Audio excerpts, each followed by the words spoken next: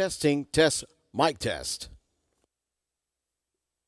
Welcome to Bobby Lackey Stadium, ladies and gentlemen. On behalf of the Weslaco Independent School District and our athletic department, we want to welcome you to Bobby Lackey Stadium. It is our pleasure to be your host today for the East versus West All-Star Game. Hey, ladies and gentlemen, Rio Grande Valley High School football fans. Today, the Valley Athletic Trainers Association is here taking up donations for their 10th annual Fill the Helmet Drive to benefit Gridiron Heroes. Now, Gridiron Heroes Spinal Cord Injury Foundation was formed in 2003 with a specific mission to provide immediate as well as long-term resources and support for individuals sustaining catastrophic spinal cord injuries through activities associated with high school football. Student volunteers from around the valley will be in the stadium passing a football helmet, helping you help us fill it up. All donations will be appreciated. On behalf of the Valley Athletic Trainers Association, we would like to thank Oscar Riojas, Athletic Director, Ralph De La Rosa, President of the Rio Grande Valley Coaches Association, and the Weslaco Independent School District for all of their help and allowing us to use their facilities. Once again, welcome.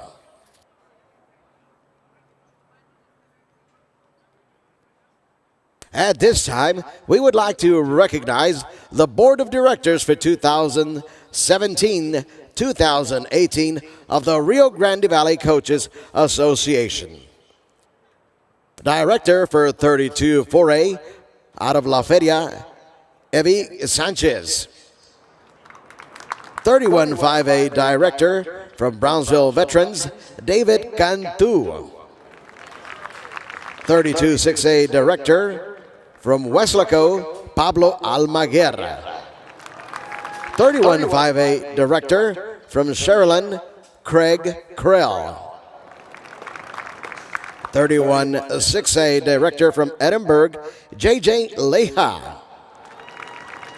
The Vice President from Nicky Row is Bobby Flores. Past President from La Grulla, Abel Gonzalez. President-elect from Edcouch, Elsa, Chris Navarro. And the President from Harlingen South, Ralph De La Rosa. Thank you.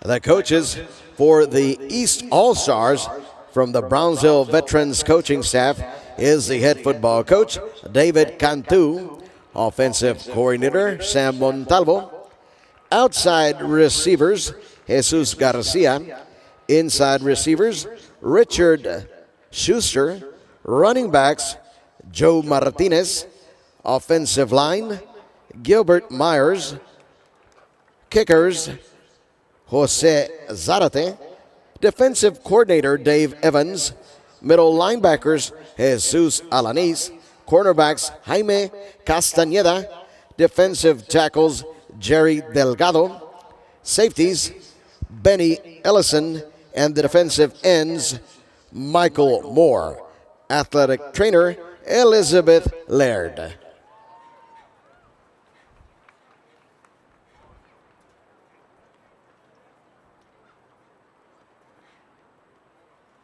Let's have a big hand for the coaching staff for the East, representing Brownsville Veterans.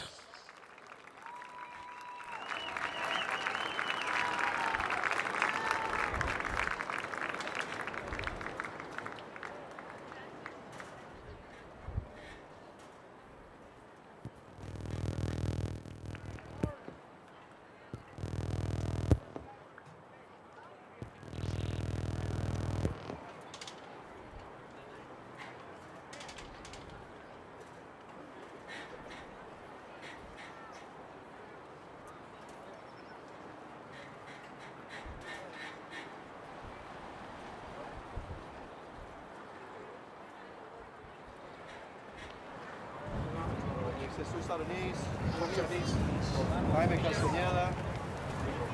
Jaime, is yours. Gilbert Myers, Jose Luis Zarate, Mayor Cárdenas, Zarate's out here. Benny Ellison, Albert Rodriguez, Michael Moore.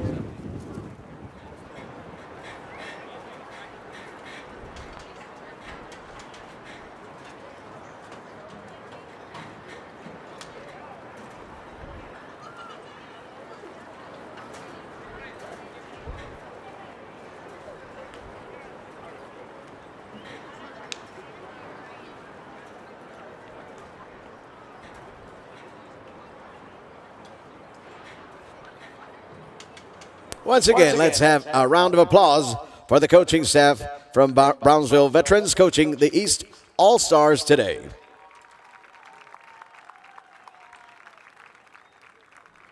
And now let's introduce the team that will be coached by West, which is represented from McAllen Nicky Rowe. Their head football coach is Robert Flores. Offensive coordinator, Sean Tarantola. Wide receivers, Angel Perez. Quarterbacks and running backs, Adrian Leal. Offensive line, Bridge Gonzalez and Sam Friedman. Kickers, Ramiro Chavez. Defensive coordinator, Oscar Torres. Middle linebackers, Mike Mendoza. Secondary, Johnny Martinez. Defensive tackles, Noe Valerio. And defensive ends, Ozzy Hernandez. Athletic trainer, Salvador Valdez and Rianne Zimmerman.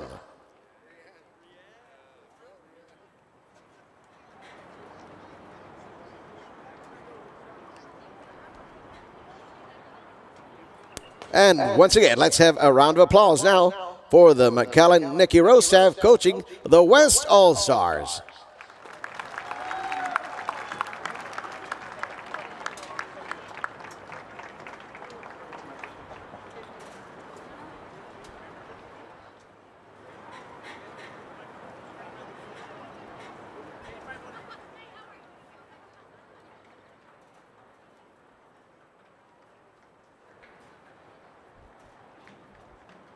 We'd like to inform you that this game is being broadcast live on the K-West YouTube channel.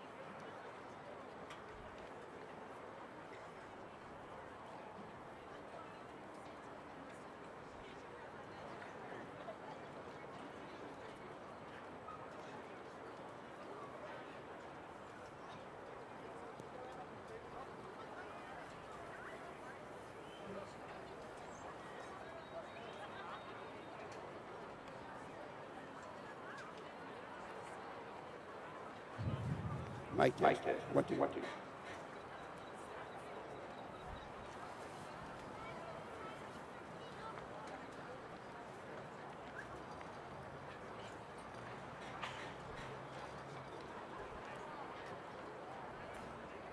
And now we'd like to introduce the 2018 East and West All-Stars.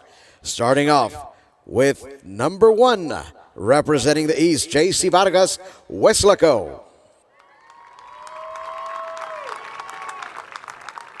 From the West, number 1, Nate Sanchez, PSJA.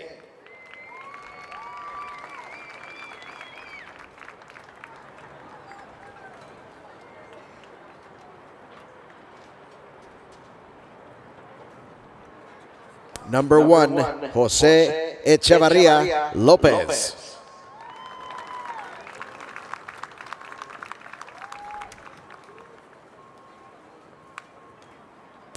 Number 1, Adrian Bernal, Nicky Rowe.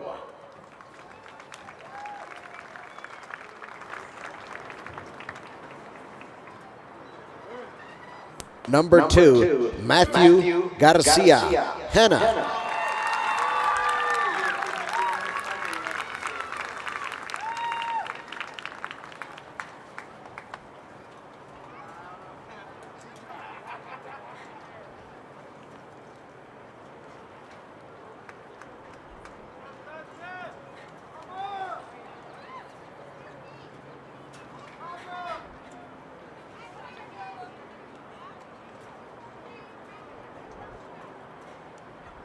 Number 1, Victor Gutierrez, Mission.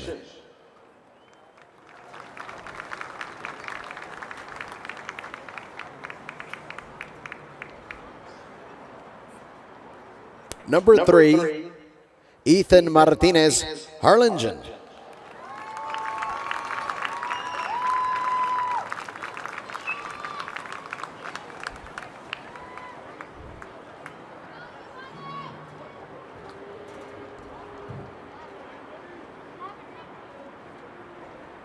Number 1, Rolly Martinez, Edinburgh.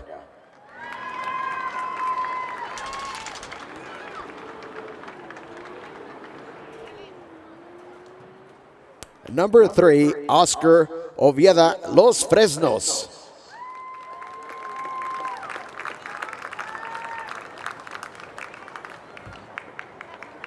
Number 1, Brandon Gonzalez, PSJA North.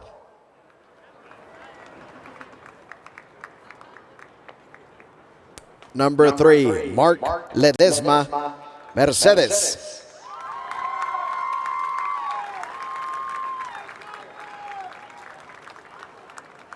Number 1, Jacob Amaro, PSJA Memorial.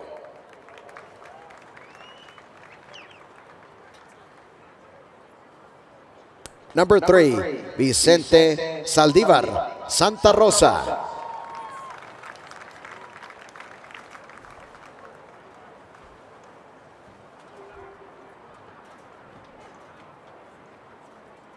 Number 2, Pete Segura, Economides.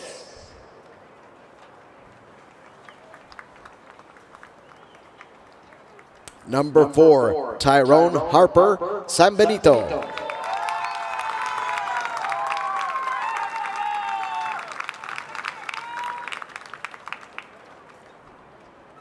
Number 2, Marco Bella Hidalgo.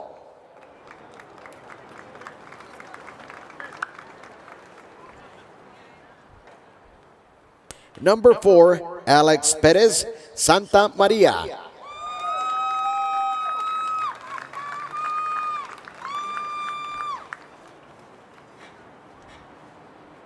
Number 2, Stephen De Leon, Mission.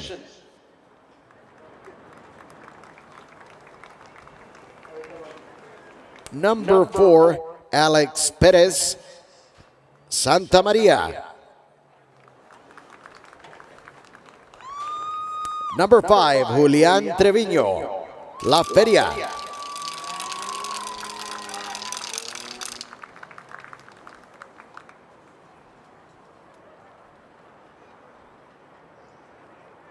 Number 3, Blake Klein, Sharyland.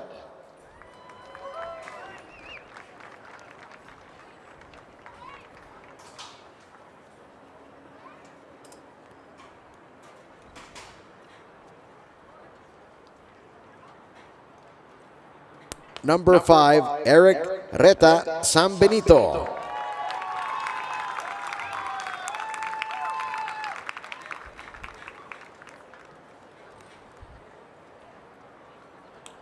Number 4, Eric Puente Nicky Rowe.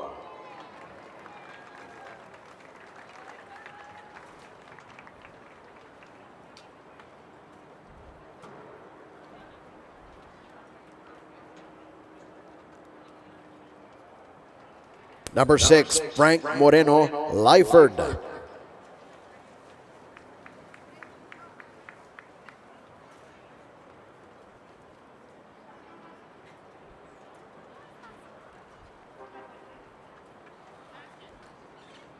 Number 4, Elias Gutierrez Juarez Lincoln.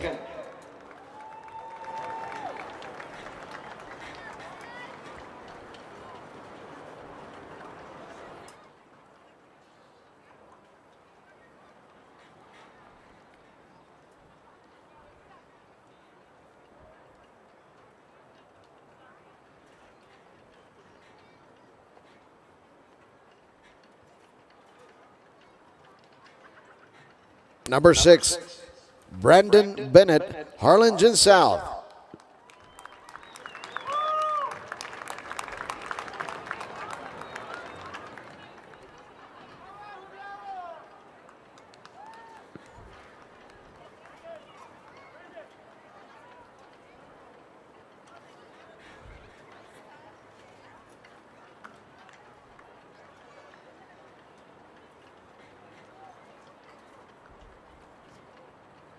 Number 5, Julian Treviño.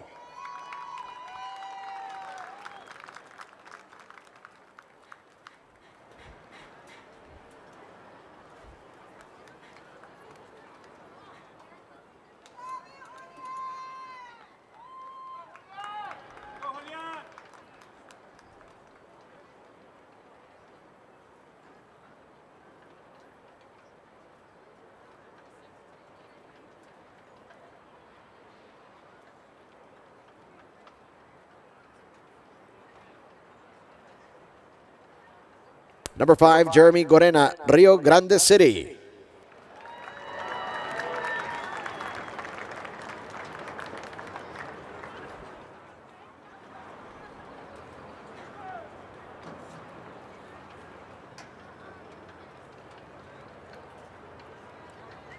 Number 6, Brian Smith, Mercedes.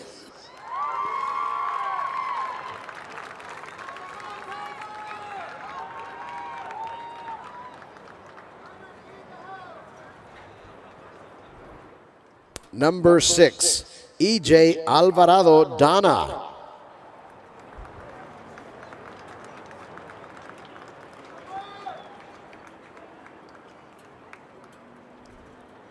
Number 6, Andres Martinez St. Joe.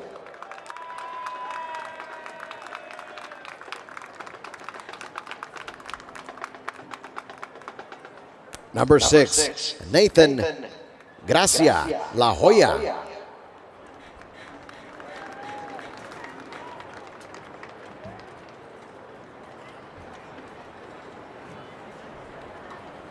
Number 7, Raúl Arteaga, Mercedes.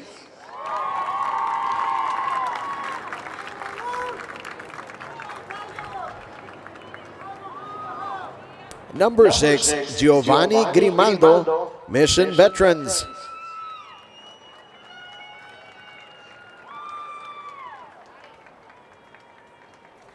Number 7, Garrison Medley, Harlingen.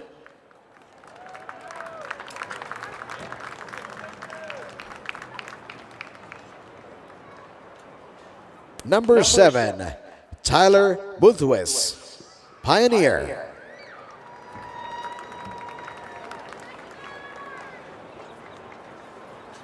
Number 7, Anthony Cantu, St. Joe.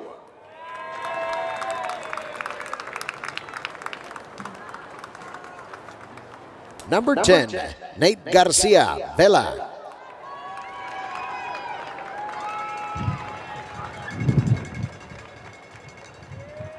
Number 9, Mark Tamez, La Feria.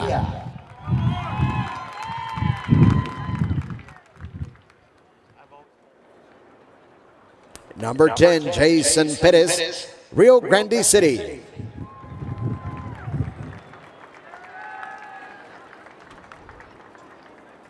Number 10, Matthew Ledesma, Mercedes.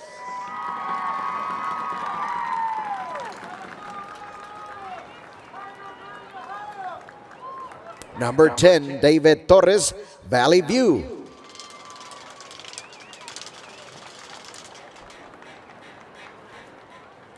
Number 11, Gabriel Zapata, Pace.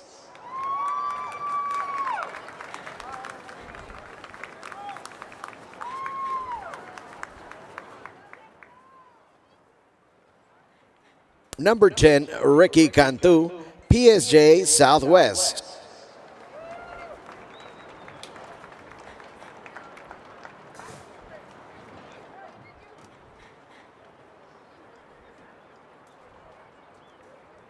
Number 11, Gustavo Vasquez, Veterans.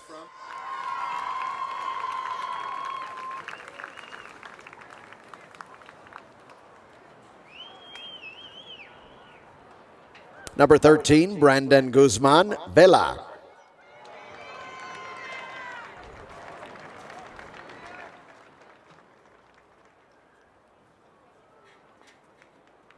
Number 11, Isaiah Treviño, San Benito.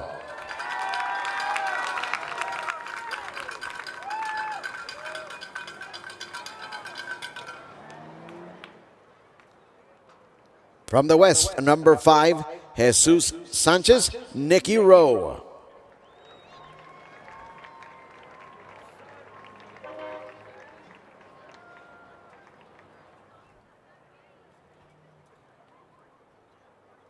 Number 11, Eddie Sarion, Monte Alto.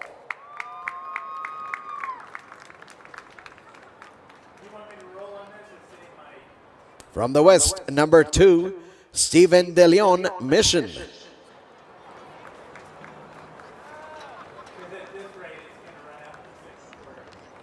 Number 13, Chris Neal, Nicky Rowe.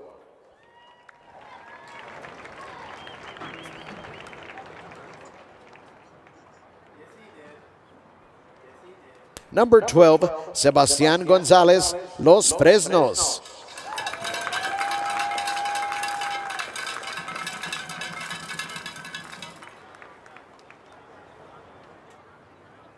Number 14, Hector Ramirez, Nicky Rowe.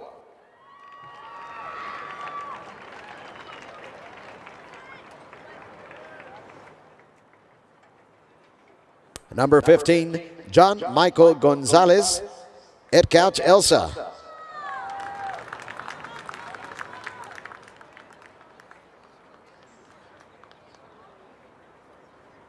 Number 21, Nate Miranda, PSJA.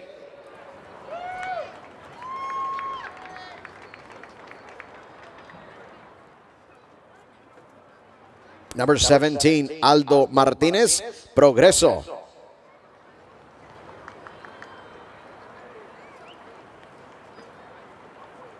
Number 21, Francisco Villanueva, Roma.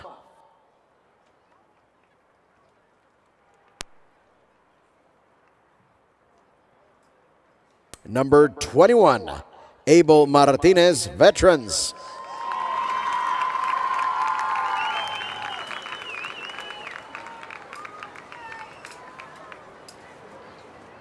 Number 21, Eddie Hernandez, Juarez, Lincoln.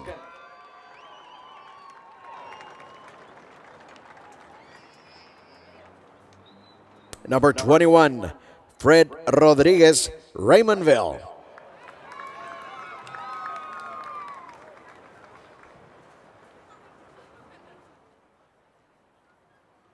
Number 22, Ace Chavez, Memorial.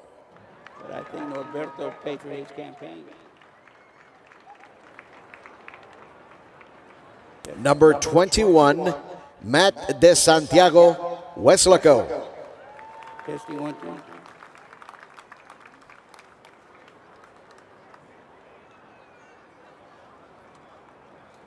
Number 23, Jesus Acosta, Valley View.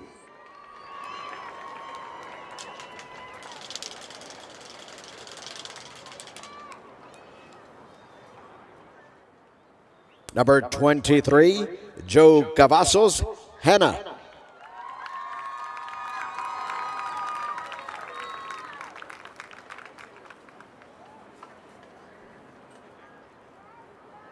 Number 23, Logan Harris, Pioneer.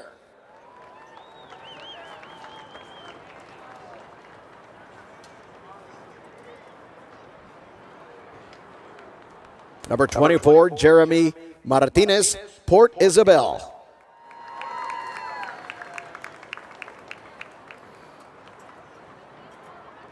Number 23, Jonathan Figueroa, PSJ.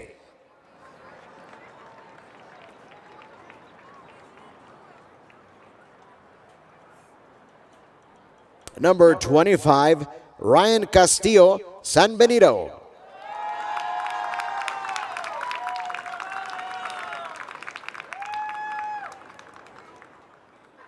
Number 24, Arath Martinez, Donna North.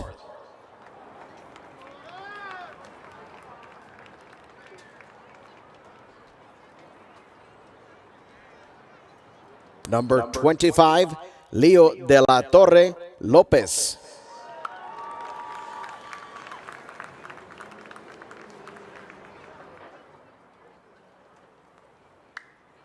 Number 25, Noe Guzman, Sherilland.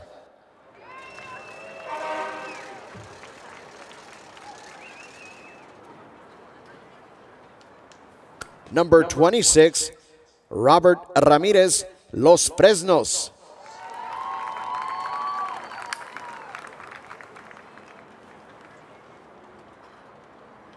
Number 29, Angel Chapa, Pioneer.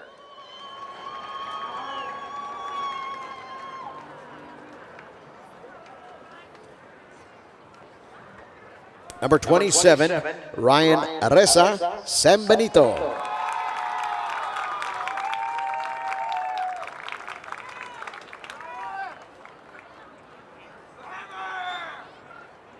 Number 32, Raudel Garcia, Nicky Rowe.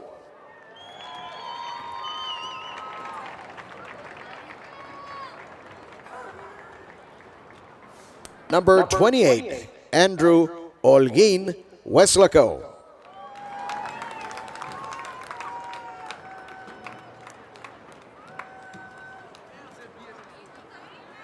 Number 32, Daniel Villarreal, La Joya.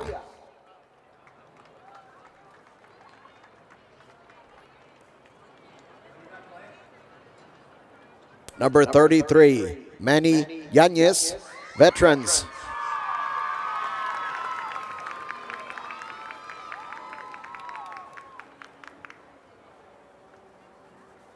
Number 32, Frank Estrada, PSJ Memorial.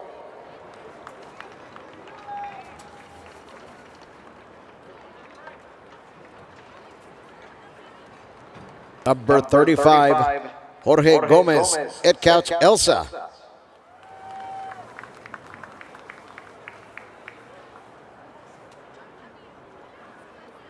Number 33, Joseph Munoz, Edinburgh North.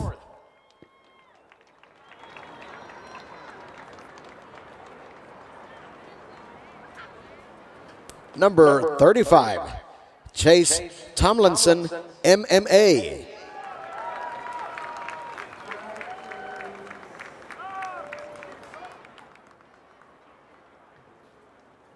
Number 33, Joseph Valdez, Juarez, Lincoln.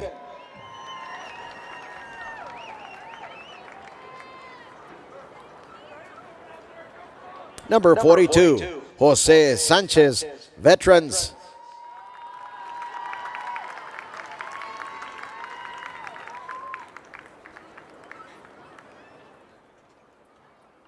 Number 34, Miguel de Hoyos, Palmview.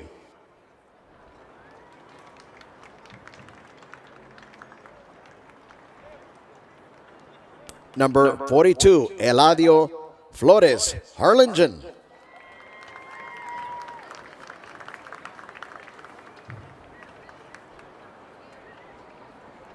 Number 48, Chris Lara, Memorial.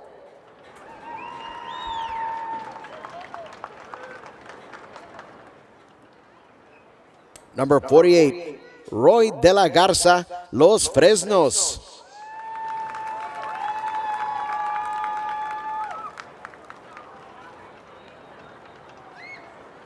Number 51, Derek Solis, Gruya.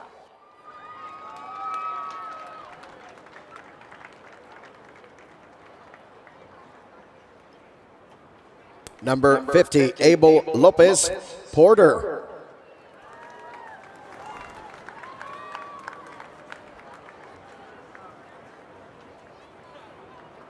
Number 52, Ernie Tejerina, Economides.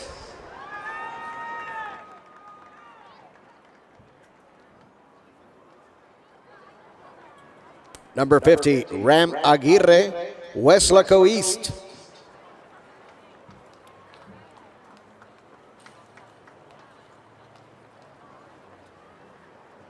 Number 55, Caleb Longoria, PSJ Southwest.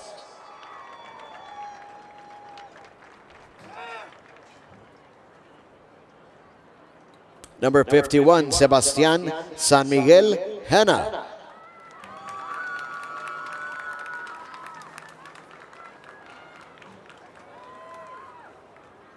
Number 55, Jaime Rios, Gruya.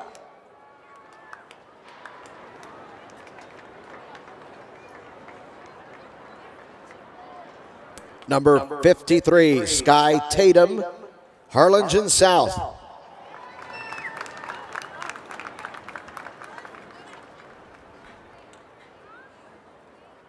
Number 59, Ian Sarmiento, Vela.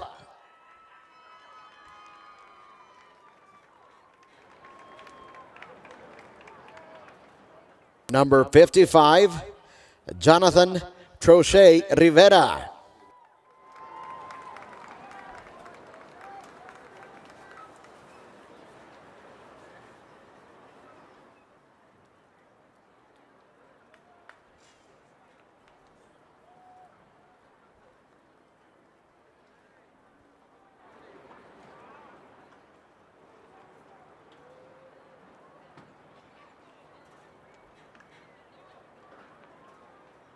Number 52, Ramiro Aguirre, Weslaco East.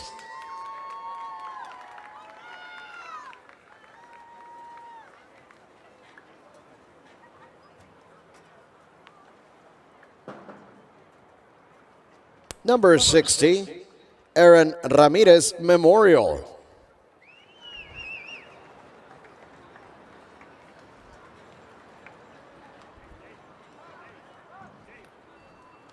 Number 56, Darian Cortez, Raymondville.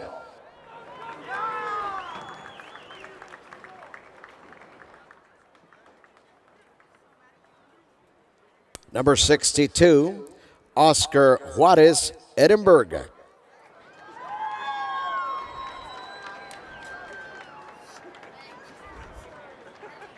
Number 68, Jonas Garza, Pace.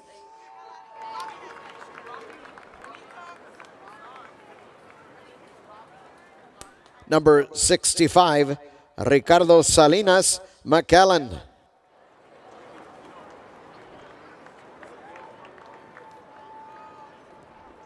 Number 69, Peter Garcia Lopez.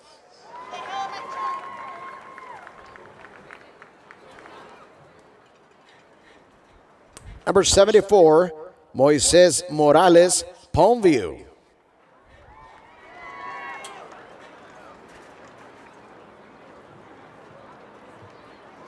Number 74, Brandon Salazar, Veterans.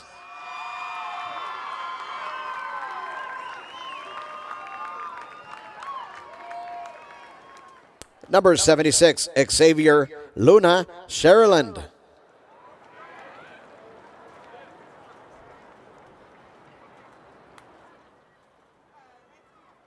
Number 74, Zachary Cordova La Feria.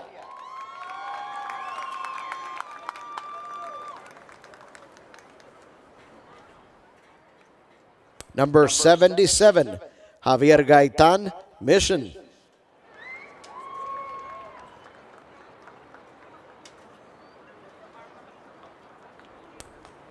Number 75, Sebastian Diaz Melo, Hannah.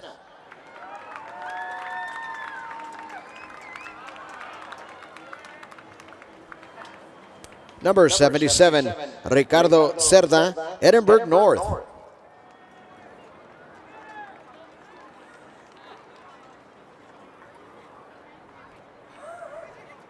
Number 75, Justin Garcia Lyford.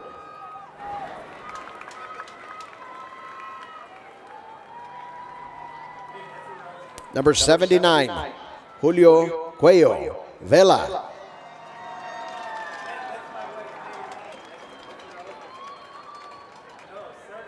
Number 76, Raúl Barrera Mercedes.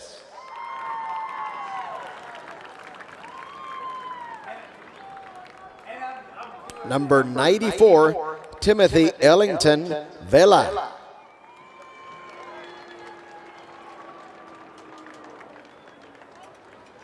Number 76, Aaron Limas, Harlingen South.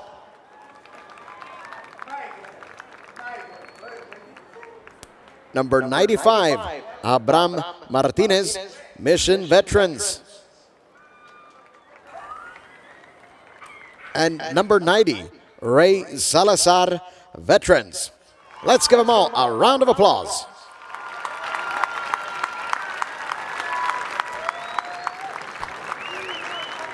And now we'll have the toss of the coin.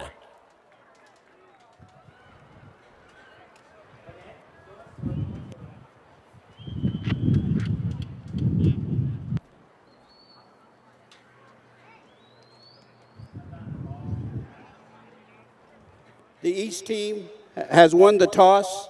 They've elected to defer. They will defend the scoreboard.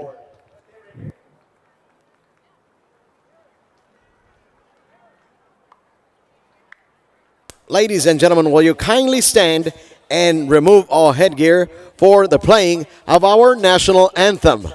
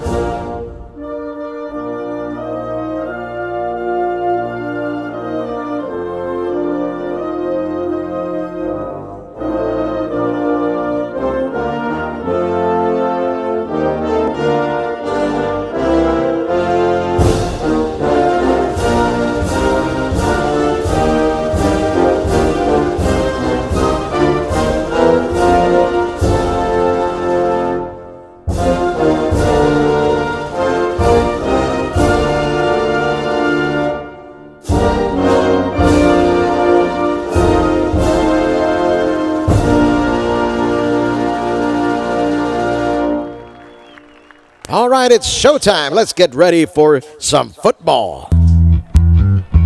Correction. West won the toss. They've elected to defer. They will defend the scoreboard, kicking to the north.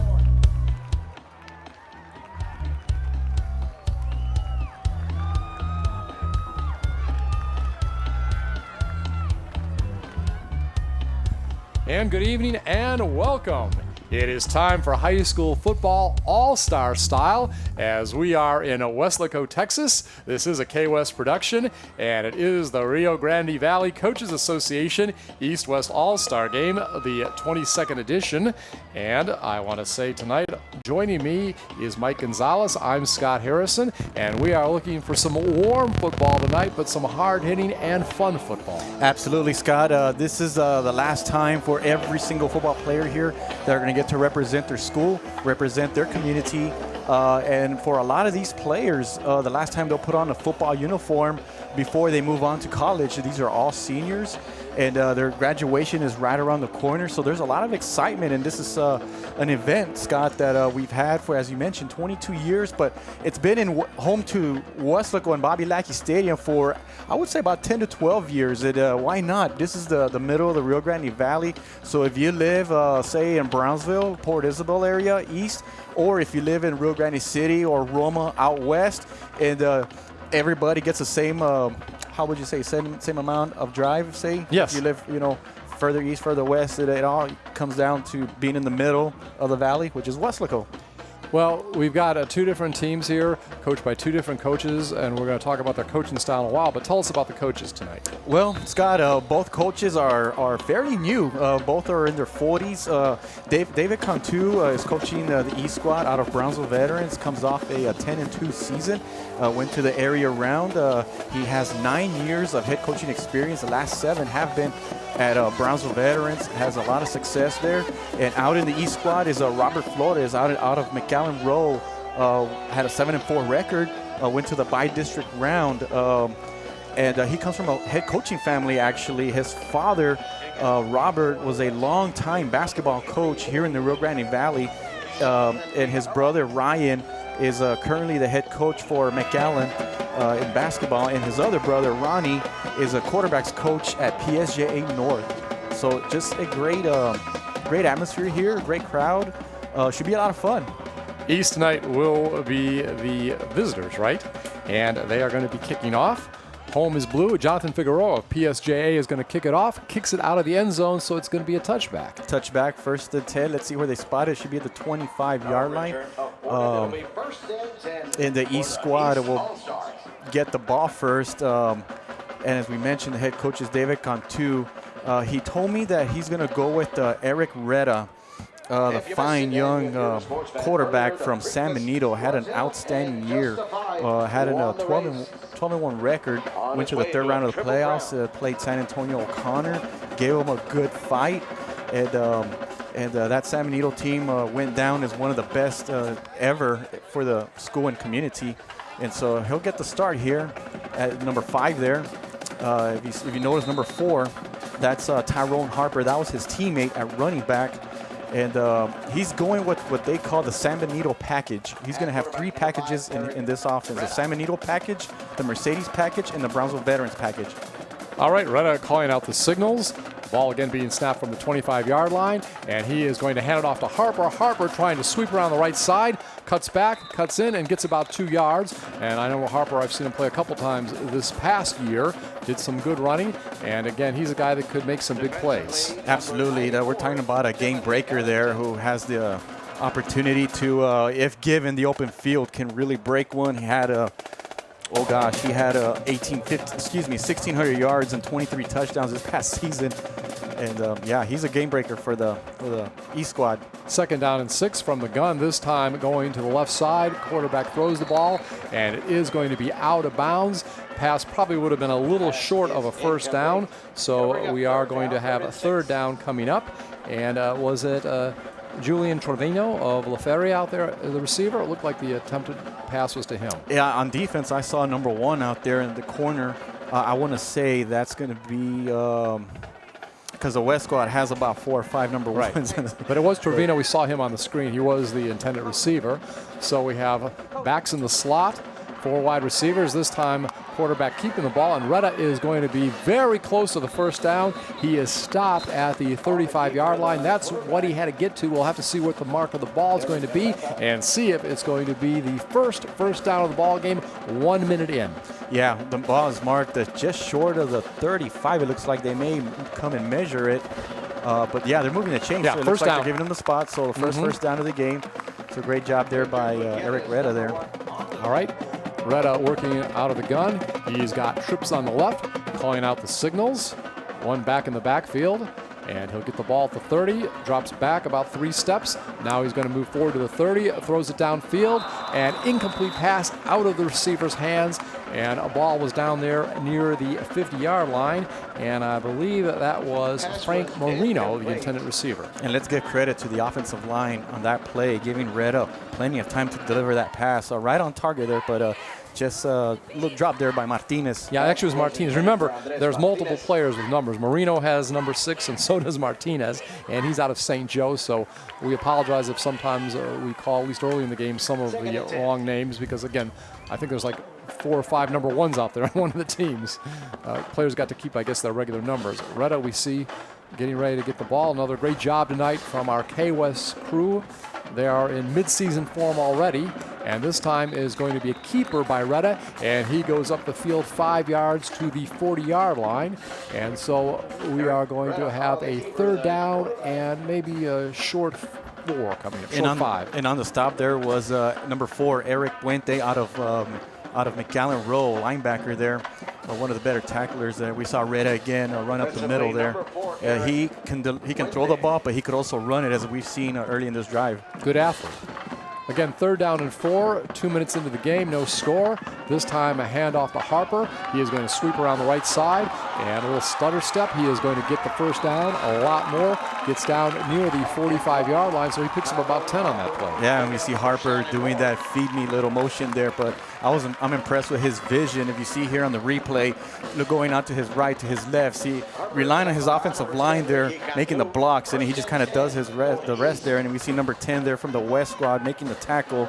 I want to say that's a Valley View's David Torres there, or it could be Ricky Cantu. Again, there's a number of players wearing the same jerseys, but we do know it was number 10 from the West making the stop. 1st and 10, ball in the territory of the visitors, and actually the ball is handed off, and it is going to be maybe a loss on that play, and a quick run, but not much gain at all. It was Vasquez on the carry, Gustavo Vasquez from Veterans, right? He's actually the quarterback for Brownsville Veterans there. Believe it or not, Scott, most of his damage actually came on the ground. Was a 1,600-yard rusher in that position there, but at that time the West squad doing a great job stopping him. Loss of 2 on the play, 2nd down and 12. This time Reda will throw the ball, almost intercepted that time.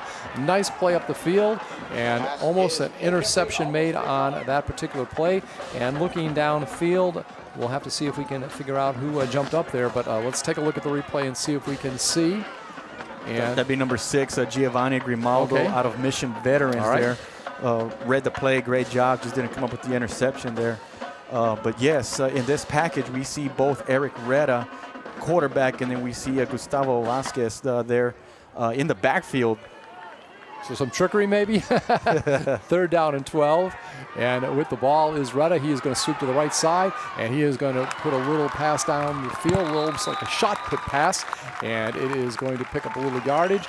And at that time, the receiver on the play is number 6, and I believe that's Andres Martinez again, right? Out of St. Joseph Academy.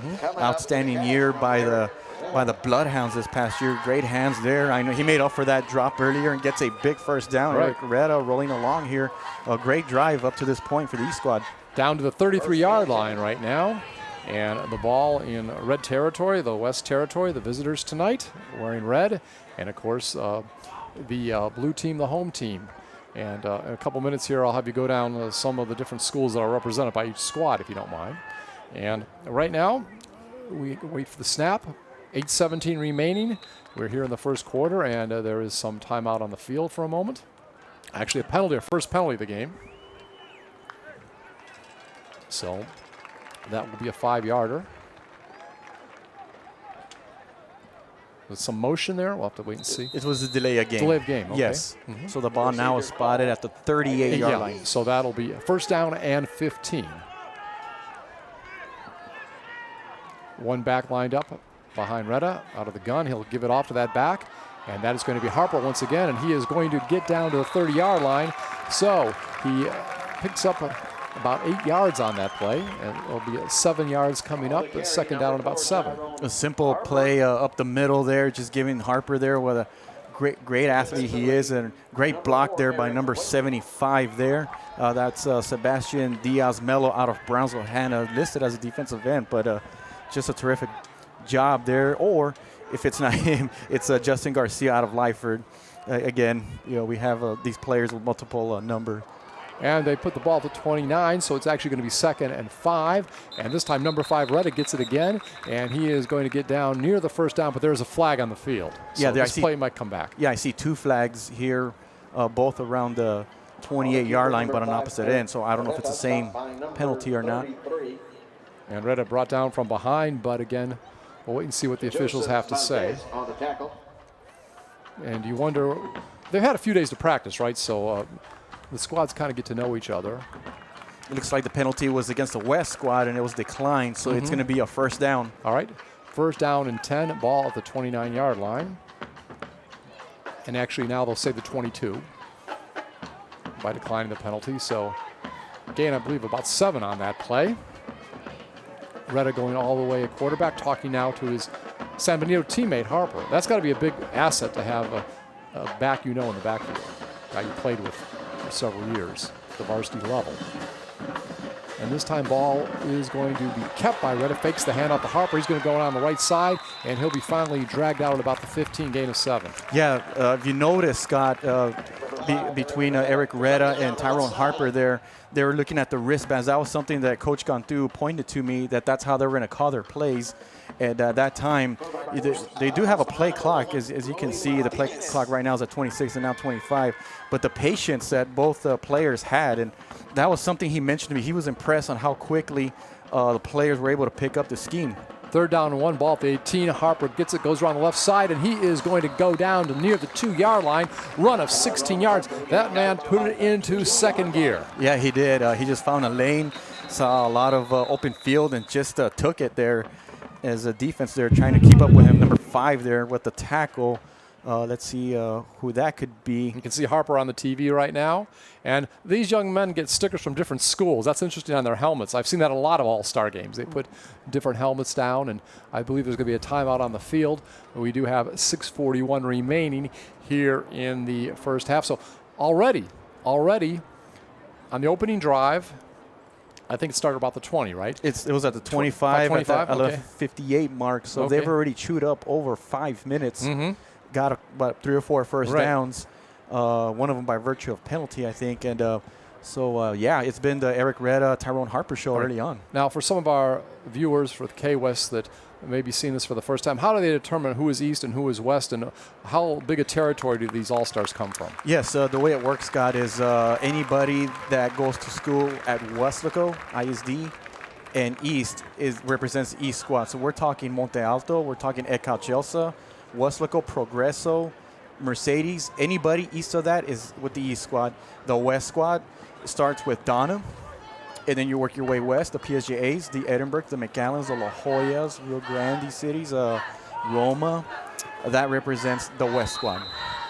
Okay, first down and 3 to go. And oh my gosh, this is scary this year. They actually have a camera in here. You can actually see what we look like. Yeah. This is a new thing that KOS is at that I may not like too much. I have a face for radio, folks, and you can tell that already. Now everybody knows what Scott looks like. That's right. He did it before. Harper has the ball, and I'll tell you what, let's put the spotlight on him because he is going to go 3 yards for the touchdown, all right? Gets the ball, and well-deserved that he scores that touchdown. He was a big workhorse on that drive, and he goes the final 3 around the left side for the score. Absolutely, and if you notice, Scott, there's 2 or 3 guys on him, and he still fought his way into the end zone, showing his athletic ability, how strong he is. He just did not give up on the play. And East, with 6:20 left, strike first. All right, and we are going to have the kick coming up in just a second. And the kicker is going to get ready to do it. That would be number 1, Jose Echevarria out of Brownsville. Lopez, a left footer. And puts it up, and it is good. So with 6:20 remaining here in the opening quarter, on the opening drive of the game, the Blue takes it 75 yards down the field on the opening drive. A lot of running that time by a couple of guys from San Benito. And there we see the touchdown once again by Harper. A nice move, and gets in the end zone with room to spare. And on that drive, you got to be impressed with that running of both Harper and Retta. That's what I feel. There was a little bit of passing, but mostly the running. What are your feelings, Mike, on the opening drive? Oh, just an outstanding job. And I mean, as we mentioned earlier, the San Benito package is what Coach Gantu is calling it here, and they really delivered. But let's give credit to the offensive line there, providing those blocks there. Did an outstanding job there. Martinez with a big catch. I believe it was on a third down there, keeping the drive alive. And yeah, I mean, if this was a real game, you see Harper right there. See Harper right there. But if this was a real game, this is an exhibition game, but this is a real game. The coach would feel really good about himself. You get the clock, you get the ball with 11:58 to start the game, and there's 6:20 left. So you chew up over what, 5 minutes? Well, how many practices have they had this week, Mike? Well, they about practiced. 6? Yeah, they. I know for the East squad, they practiced. They held practice in Harlingen. Okay. And they held practice at the campus at Brownsville Veterans, and they had one practice at the sports park in Brownsville. Okay. Well, Mike, you know what I'm saying here? Already you've added up a lot of practices. Don't tell these guys this is not a real game. Yeah, they're here to compete. Yeah, no, I'm just having a little fun with you. Sure. Yeah. But the kickoff is taken, and it's going to go down as the Red gets the ball for the first time today, and it's Guzman taking the ball down to about the 28-yard line. So a good start on that return, and that is Brandon Guzman out of Vela. So 1st and 10. Red has the ball. I call them Red, but that's actually the West squad. And they'll be moving from right to left here at Bobby Lackey Stadium in Weslaco. And coming out at quarterback is Nate Garcia from Vela. So Guzman from Vela had the return. Now a teammate is going to be quarterbacking. Man in motion. He'll be toward the left. A handoff is given, and it is going to go to about the 32-yard line. Short gain on that play. And we'll see the handoff. It was a fake handoff. Fake handoff, okay. If you notice, Scott, he's not the biggest guy at all. Not at all. I would guess maybe 5'8". I'll give him maybe 5'9". Yeah. And it says Nate Cat in the back. But, I mean, he's got some moves back there. And, I mean, he had a very good season for Edinburgh Vela. 2,700-yard passer, 25 touchdowns, 6 interceptions for a team that went to the 3rd round. Well, 5 yards on that play. And now on the next play, it is going to be a handoff. And it's going to go down to about the 36-yard line. And the stop will be made there. And Nate Cat will hand it off. I like that nickname. And this time he's going to give it, I believe, to Guzman, right? His teammate at Vela? The number 13 there. And it does say Guzman. So, well, let's see here. Chris Neal or Brandon Guzman out of Edinburgh Vela. You're right. Yeah. He got it from the receivers. So it's 3rd down and 1. He got 4 in that last play. And this time, not much going for Nate Cat. Actually, a little bit of a loss on that play, looks like. He may have lost about a yard. And we see the band playing there. I don't know if that's ever happened before in this All-Star game, but I saw they were wearing Brownsville Veteran T-shirts. So, maybe just doing something a little different for this edition. Not full bands here tonight, but the drum corps is here. So it's good to see that even though I guess school is winding down, some have even closed, right? Sure. For summer, that still some of the band members come out and help us. Trying their best to make it a Friday night lights atmosphere. So it's 4th and 2, a loss of 1 on that last play. And this time Garcia keeps it, and he looks like he is going to be just short of the 1st down. May have picked up 1.5 yards, had to pick up 2 for the 1st down as he swept around the right side. Let's watch the replay. And if he is short, Scott, we got to give a lot of credit to number 28. Let's see if he pops out. We see a break tackle there. And, I would say that was Matt DeSantiago who at least disrupted the play. Maybe not made the tackle, but Matt DeSantiago from Weslaco, who's listed as a receiver but is playing a secondary there, made the stop there. And so now East takes over. All right. Or did he get enough for the 1st down? I guess I gave it a first. I stand corrected. Yeah, it looked like he was a little short. A little short, it looked like, but I guess the favorable mark. Sure. So a 1st and 10, 38-yard line. And this time it's going to be a pass play. Hit from behind is the Garcia, and he was trying to get the ball well downfield to a Nicky Rowe receiver, right? Adrian Bernal out of Nicky Rowe there was trying to split the secondary there. But did you see him get hit, Garcia be hit from behind? It was a big hit. Big hit there, yeah. And that probably threw off his timing and the pass. But he showed his arm a little bit there, pretty strong. Oh, his arm is strong, no doubt. So it's going to be 2nd down and 10 ball at the 38-yard line. East is leading 7-0. 4:06 remaining here in the opening quarter. Bobby Lackey Stadium here in Weslaco. And with the ball, it is Nate Cat keeping it again, and he is going to get down to about, we'll see, the 46-yard line maybe. Nice carry, but it's going to be short of the first down. And so he's going to pick up some good yardage. Did a great job getting the ball from the turf there, and on the stop was number 2, Matthew Garcia out of Brownsville Hanna. Right. So gain of 8 on the play. It's going to be 3rd down and 2. Football in May. I think one time I covered arena football in May. Went back when I was in New Orleans, but that was indoors. I think this is the first time I've ever been to a football game outdoors in May. All right, Garcia has the ball, and he is going to put a little screen pass over on the right side, and it looks like it is going to be good enough for the first down. Had to pick up a couple, and he does, and the wide receiver signals it is a first down, and I think everybody's going to agree with that. That looked to be Eddie Hernandez out of the backfield, right, from Juarez Lincoln? Yep, he got the first down. He got the first down. It was nothing fancy there, just a little throw to the flat there. Had the room to run and got the yardage for the first. So 1st and 10 near midfield. And again, man in motion toward the left. Garcia dropping back and is going to throw the ball to that man in motion and misses him, overthrows him. And that, again, was his former high school teammate, Brandon Guzman of Vela. And maybe it was a good thing because number 28 there, trying to get his name in the back, Olguin, was right there ready to make that big hit. And he would have probably lost about 4 or 5 yards. 2nd down and 10. Ball at the 49-yard line for the West, trying to get into the territory of the home team for the first time tonight. This is their first drive of the game.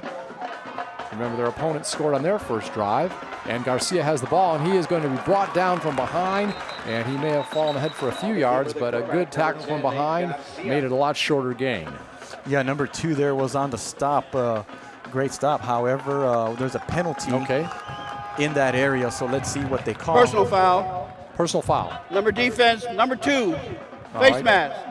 Face mask, so it's going to be a 15-yard personal penalty, foul. automatic. It's going to be a face mask First penalty down against the blue team, so that is going to put right now the West team in some good field position. And into East territory. So pretty big penalty there. Right, the ball's going to go down to the 31-yard line. And that is where the West is going to be 1st and 10. Again, under 3 minutes remaining here in the opening quarter. Along with Mike Gonzalez, I'm Scott Harrison. This is a K-West production. We see some of the cheerleaders out here tonight. And the ball is going to be handed off. This time Guzman has it. He is going to get over the 30 down to about the 28-yard line. Gets about 3 or 4 on that play. And if you get 3 or 4 on every play, I think most coaches would be happy. Absolutely. Brian Smith out of Mercedes, linebacker there with the stop. Pretty good job there. But as you say, a 3-4 yard carry, you do that every play, and yeah, you're going to score eventually. So they're going to give him 3 on that play. 2nd down and 7. Ball at the 28-yard line in East territory. Remember, East went 75 yards for a touchdown on their only possession. And this time Garcia is going to pass it off. And it looks like a complete pass. And it's going to get down near the 25-yard line. And once again, it looks like Burnell with it from Nicky Rowe. You see number big 53 there, almost with the sack there, with the heavy pressure there. That would be Sky Tatum, terrific track athlete out of Harlingen South, playing defensive end tonight. All right, 3rd down and 2. Ball at the 23-yard line. Again, Nate Garcia from Vela going all the way at quarterback so far. And he is in the gun. He is going to hand it off.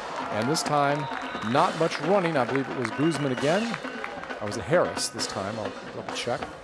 And not much going. I believe it was Harris that time. Logan Harris is in the play now, and he is met at the line of scrimmage, and it does not go far at all. And number 33, Manny Yanez out of Brownsville Veterans with the stop there. Terrific job. Yeah. So we have a no gain. No gain and a 4th down. And Logan Harris out of Pioneer, he's quite a good running back. Yes, he's one of the top rushers for Pioneer. In fact, he was their leading rusher. About 750 yards and 5 touchdowns. All right, 4th down and 3. Going to go for it. Snap back to Garcia. He's going to loft the ball downfield. and quite can't get it to his receiver in the end zone that time. And looked like he was aiming for that time. We'll double check. Again, like I say, multiple numbers tonight.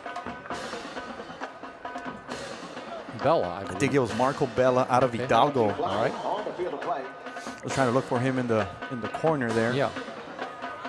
So incomplete pass. And we're going to have 4th down and 3, and I believe you got to go for it. Holding. Yeah, they've already gone for it. Defense We have a number penalty 48. already against the East A squad. 10-yard previous spot penalty with an automatic first down. Automatic first down on the penalty there. So I couldn't quite hear No, I what the couldn't- call was, but Yeah. yeah, I think we're in an enclosed press box, so sometimes it's a little tough to hear the calls. We try to hear as best we can. But the ball will be moved ahead. That's at least that looks like maybe it could be a personal foul, maybe. perhaps Yeah. they're marking it at the 14-yard line. So it's a 15-yard penalty. Penalty, yeah, 15-yard penalty. Down to 41 seconds. So both teams time-consuming drives here in the first quarter. You actually did a game a few years ago, had no score, didn't you? You were covering it as a newspaper writer. Back in 2013, as a newspaper reporter, yes, I was here for the East-West All-Star game. No score in that game. That had never happened before. And not going to happen tonight. And batted away. Garcia has it batted away at the line. What a big play that time. And we have another flag down, All right. I think, back at the 10-yard line. Let's see what they call here. The pass from Garcia. But what a play on defense by Ryan Reza. From Yeah, San Ryan Diego. Reza, if you notice, used Yeah. his hands to fight off the block and then use his hands again to deflect it. But let's see what the penalty is here. Officials talking it over. What do you think? I know we've had a few penalties tonight. That might be expected with so many different players playing together. But altogether, I think the coaches have done a good job molding these teams together in a short period of time. Yeah, absolutely. And I mean, both coaches told me that they're Defensive impressed. holding, to number see their 3, Holding, holding the receiver. on the Defensive holding. defense. Yeah. But yes, both coaches just were amazed with the athletes that they had and how quickly they were able to pick up the schemes offensively and defensively. But it's because these guys are all-star players, and I mean they're here for a reason. It's because they are great football players and study the game, work hard, and are talented. Ball now is moved down to the 7-yard line. 1st and goal to go. West with the ball. Only 38 seconds remaining here in the opening quarter. Ball is handed off this time, and no go. Very little gain. And it is Logan Harris. So on his first couple carries, he's had a little trouble moving the ball forward. Yeah, we good, saw. Yeah, we good saw defense. Good defense by Reza there, and number 25 there was also in the area. I want to say that's Ryan Castillo out of San Benito. Reza had the first hit, and then his teammate came in and finished it off. So it is going to be a loss of maybe a couple on the play. 2nd and goal to go from the 9-yard line. This could be the last play if they can get it off before the clock runs out. It is. Garcia has it, and maybe he should have just waited. He was hit at the line of scrimmage, maybe even lost a yard or so. Yes, that was number 90 there. Salazar with a terrific stop there out of Brownsville Veterans, a defensive tackle there. We see the replay here. Just went through his block there and just was there to make the stop. You know, I love so much doing these games. I'm an old radio guy, so I used to do these on radio all the time. And having these replays, and as good as the K-West crew is, Absolutely. it adds so much to the game, both for the people watching it, this K-West production, and also for us broadcasting it. So that is the end of the first quarter of play. East over the West 7-0. And again, basically, East got the ball first. And they moved down the field 75 yards, and I believe it was a 4-yard run by Tyrone Harper. And then after the ball was returned by Guzman, and I guess he got it down to about the 28-yard line. Right. And then it's been the visitors, the red squad, the West squad moving the ball down the field. So each team Yeah. with one possession. Yeah, Really. that's basically a summary so far. Yeah. And the ball right now is down at about the 9-yard line, 3rd and goal to go. Yeah, so Yeah. how many times have we said that already? Big third Yeah. down, especially in this drive here, where the West has been able to keep the drive alive. Mm-hmm. And so, another big third down here for the West squad. The East squad are doing what they can to stop them. They've had a few good stops, Right. but they're going to need 2 more in order to keep the lead. Yeah. So what has impressed you most so far about this game? Anything? Has it been the players being able to come together as a team and over a short period of time? Has it been the offense? Has it been the defense? Some of your insights. Well, I like the energy that both teams are playing. which is a great thing to see. And I know Coach Cantu, another thing he told me, his defensive coordinator, Dave Evans, was very fiery in preparing for this game. And I mean, just, you know, full throttle is one of the terms he used with me. Just that it was very intense, full speed. And that goes for the West, too. I mean, they're here. It's an exhibition game. They're here to have fun, but they want to win. And these are seniors. This is their final high school game. Right. Some, maybe their final game ever in organized football. Exactly. So they want to make the most of it. So it's going to be 3rd down and 11 when they finally mark it. And Garcia's going to try to throw it toward the end zone. And it looked like it was intended down there. Let's make sure we have the right number, because, again, there are multiple numbers being used tonight. The intended receiver was, let's see here, Nate Miranda. PSJ, an incomplete pass. There's 3 21s on the team, so that's why sometimes it takes a moment for us to get it right out. Ball, not really catchable on that play, but again. Threw it to a spot where only he could get it. However, I did see a flag thrown. I don't know if they picked it up or actually they're talking about it right now. So let's see what the officials decide here.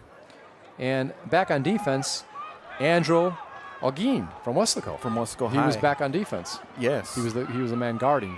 Defensive pass interference. In the end Pass zone. interference. Ball's marked at the 3-yard line. So it's going to be pass Automatic. interference. I believe First ball down. is going to be marked, I think, at the 2-yard line. So penalties have been crucial here. Okay, let's watch the replay. Nice spiral there. Not the prettiest, but it got there. No, it got there. So we couldn't really see where the penalty quite happened, but again, pass interference. And that's going to make it 1st and goal to go. Ball officially marked at the 3-yard line. Nate Garcia from Vela, the quarterback. Logan Harris in the backfield. And he is going to pass it off. And it is a touchdown for his teammate from Vela, Brandon Guzman. Yeah, just a direct snap to the quarterback and then just tossed it there to number 13. Easy walking, found his lane. Great blocking by the West squad there. And 3-yard touchdown pass. We are an extra point away from a tie game. So a couple of Vela teammates do a nice job there. Nate Garcia. And when Wesco East, I think I'm trying to think what it was. When Wesco East was on the road, it was to Laredo. We watched Vela before that, didn't we? Yes, we did. Yeah. It was, who were they playing? I don't quite remember anymore. But we got to see, Garcia. Vela, yes. Yeah, and stuff play. So, again, the extra point attempt coming up right now. And now there's a delay. Okay. Yeah, I think what they're letting them do is just let him kick it. All right. Okay, now I believe it's Logan Harris, it looked like. Again, that's his number. No, actually, it's Figueroa. Both Harris and Figueroa have the same numbers. So Jonathan Figueroa of PSJ hits the extra point. Yeah, and we see the replay again. So we have a tie game, but you see the replay there. And what they did is they faked it to Logan Harris, and that probably caused half of the defense to go his way. And that allowed Guzman to get the ball on that toss, find his lane, and score easily standing up for the touchdown there. As we see a shot there of the fans. Yes, that's you. That's you. Say hi. Say hi. I'm looking at the goodies there. You want to share some goodies with us? Yeah, she's eating candy. Sour Patch, and in the. Yeah. I assume her mother's eating some corn up there. So. If they want to offer some, we'll take it, right? Sure. That's part of the fun of going to the ballpark, no matter what sport you go to, is all the goodies. The concession tacos, stand. the candies. That's right. The sodas. Absolutely. All right, so we have played just over 13 seconds over 1 quarter of play. And it's a tie score, East and West at 17. And again, Brandon Guzman, 3-yard touchdown reception. And also in the first quarter, we had a run for a touchdown by Tyrone Harper of San Benito. He did that for the East squad, and then just now the West squad scores. So both teams on the opening possession. First one went 75 yards, and I believe the next one went about 72 yards, 72 or 73 yards for the scores. Right. Long drives. Long drives, got big plays in between, very impressive. Let's see which defense is going to make the first stop. Because, the storyline has been both offenses. No, I'm laughing here. You mean this is not going to end with the last team that has the ball wins? So. And that's a live ball right there. Yeah, that is. And who's got it? The West got it. All right, let's see. Live ball. That really was it? Would you consider it a pooch kick, or? It was some sort of onside kick, or the ball just kind of floated up in the air a long time, and was that intended? Right yeah. Look at that. It's just up in the air. No. Terrific job there by the kicker there. Nobody called fair catch. Nobody called nothing. So okay, the ball bounces, and let's see who got it finally. The 25. It's number 25. All right. And it looks to be Noe Guzman of Sherryland. Yeah, hopefully we got the name right there, but just a wonderful job Right. there. That was perfectly executed. So West back in business. 34-yard line. They're in East Territory to start off. Ball is handed off, and there is a whistle. Dead ball. And we'll have to False see who's the start. quarterback Number this time. 95 on the offense. 5-yard penalty. Oh, I think we have Repeat a the false down. start here. All right. I wouldn't be surprised if we see a few of those tonight because of the fact that we have the different players working with each other, trying to get the timing down. Sure, the timing is a big part of it. Yeah, I mean, they've worked together the past couple of weeks, but, you know, sometimes it's not there when it needs to All be. right, we have a new quarterback in the game. And that is Jesus Sanchez. And Sanchez is going to keep the ball. And he is going to get down to about the 30-yard line. So he picks up about 10 yards on that carry. Jesus Sanchez is out of McAllen Row, number 5. Checking into quarterback number 5. Showed his scrambling ability there. Did a great job, but we have a penalty. And he's playing for his coach tonight, right? That is correct there. The road See, staff is coaching this squad. Yeah, as you see, he was looking for his receiver, couldn't find anybody open, so he just took off there and did a great job. But let's see what the penalty is.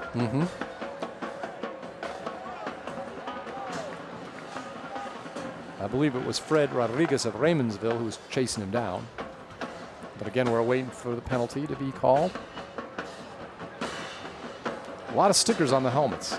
You know, you notice that? Yes, I've talked to some of the players that participated in this game years past, and I asked them how that works. And basically what they do is they have practice, and then they just kind of, once they get acquainted with each other, just kind of exchange each other's We have decals multiple and stickers, fouls and that's kind of how it works. On that play, That's we have a pretty live ball, holding penalty.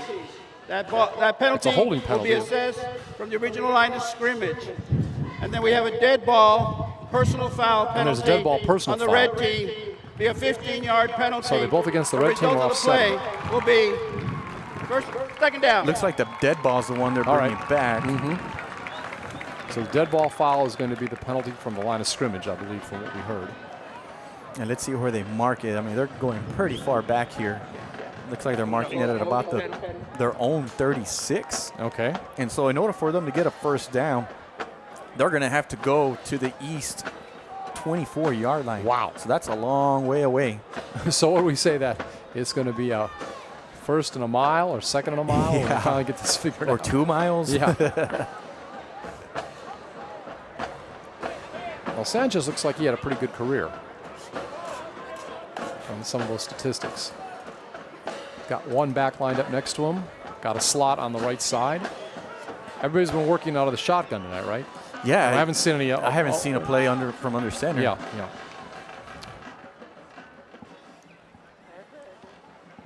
And again, we'll try to come up with how long this is. It's going to be a long way to go.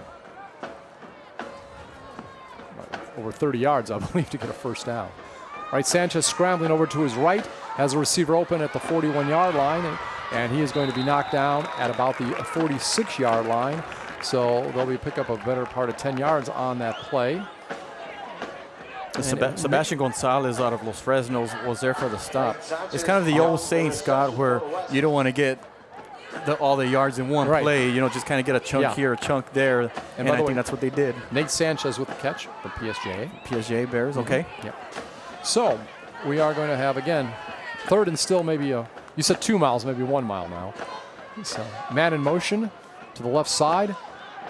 Sanchez has the ball. Jesus Sanchez, he can't turn the corner, and he's going to be knocked out of bounds, far side of the field near the line of scrimmage. Yeah, it looks like Gonzalez was there again out of Los Fresnos there with the pressure. But the whole unit was going after him there. And Sanchez had really nowhere to go, so was forced to go out of bounds. So the ball is near the 45-yard line. It should be third down, I think. Yeah. Scoreboard shows fourth down, but they say about 30 yards, and that's got to be pretty close to being right. Clock moving. Now stopped, 10:42 remaining in the first half. Ball snap back, dropped by Sanchez, picks it up. He's in the backfield. He's got pressure. Now he scrambles to his right, gets the ball off, and it hits the ground at about the 42-yard line. Player that was actually closest to it was a member of the East squad, and I believe that was Mark Canez of La Feria. See Rodriguez there, and Reza with the pressure, 27, 21, and number 9 almost had the interception there.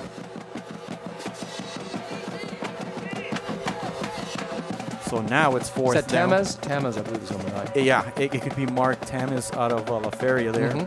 He's listed as a secondary play. Right. Okay, so it's going to be a punting situation for sure. And getting ready to punt the ball. We'll have to wait and see. Again, I believe it's Figueroa. He's also the field goal kicker and place kicker. So Figueroa is doing all the kicking duties tonight. And he's back at his own 30. One player back at about the 25-yard line looking to get the ball. And again, it looks like, is there a penalty? Again, the ball's moving back. So perhaps it was just a spot. Maybe right. they didn't spot the bar right or something. I got you. So the ball's actually spotted right now at the 38-yard line. And again, Figueroa with the first punt of the ball game. He'll get it off at about his own 30.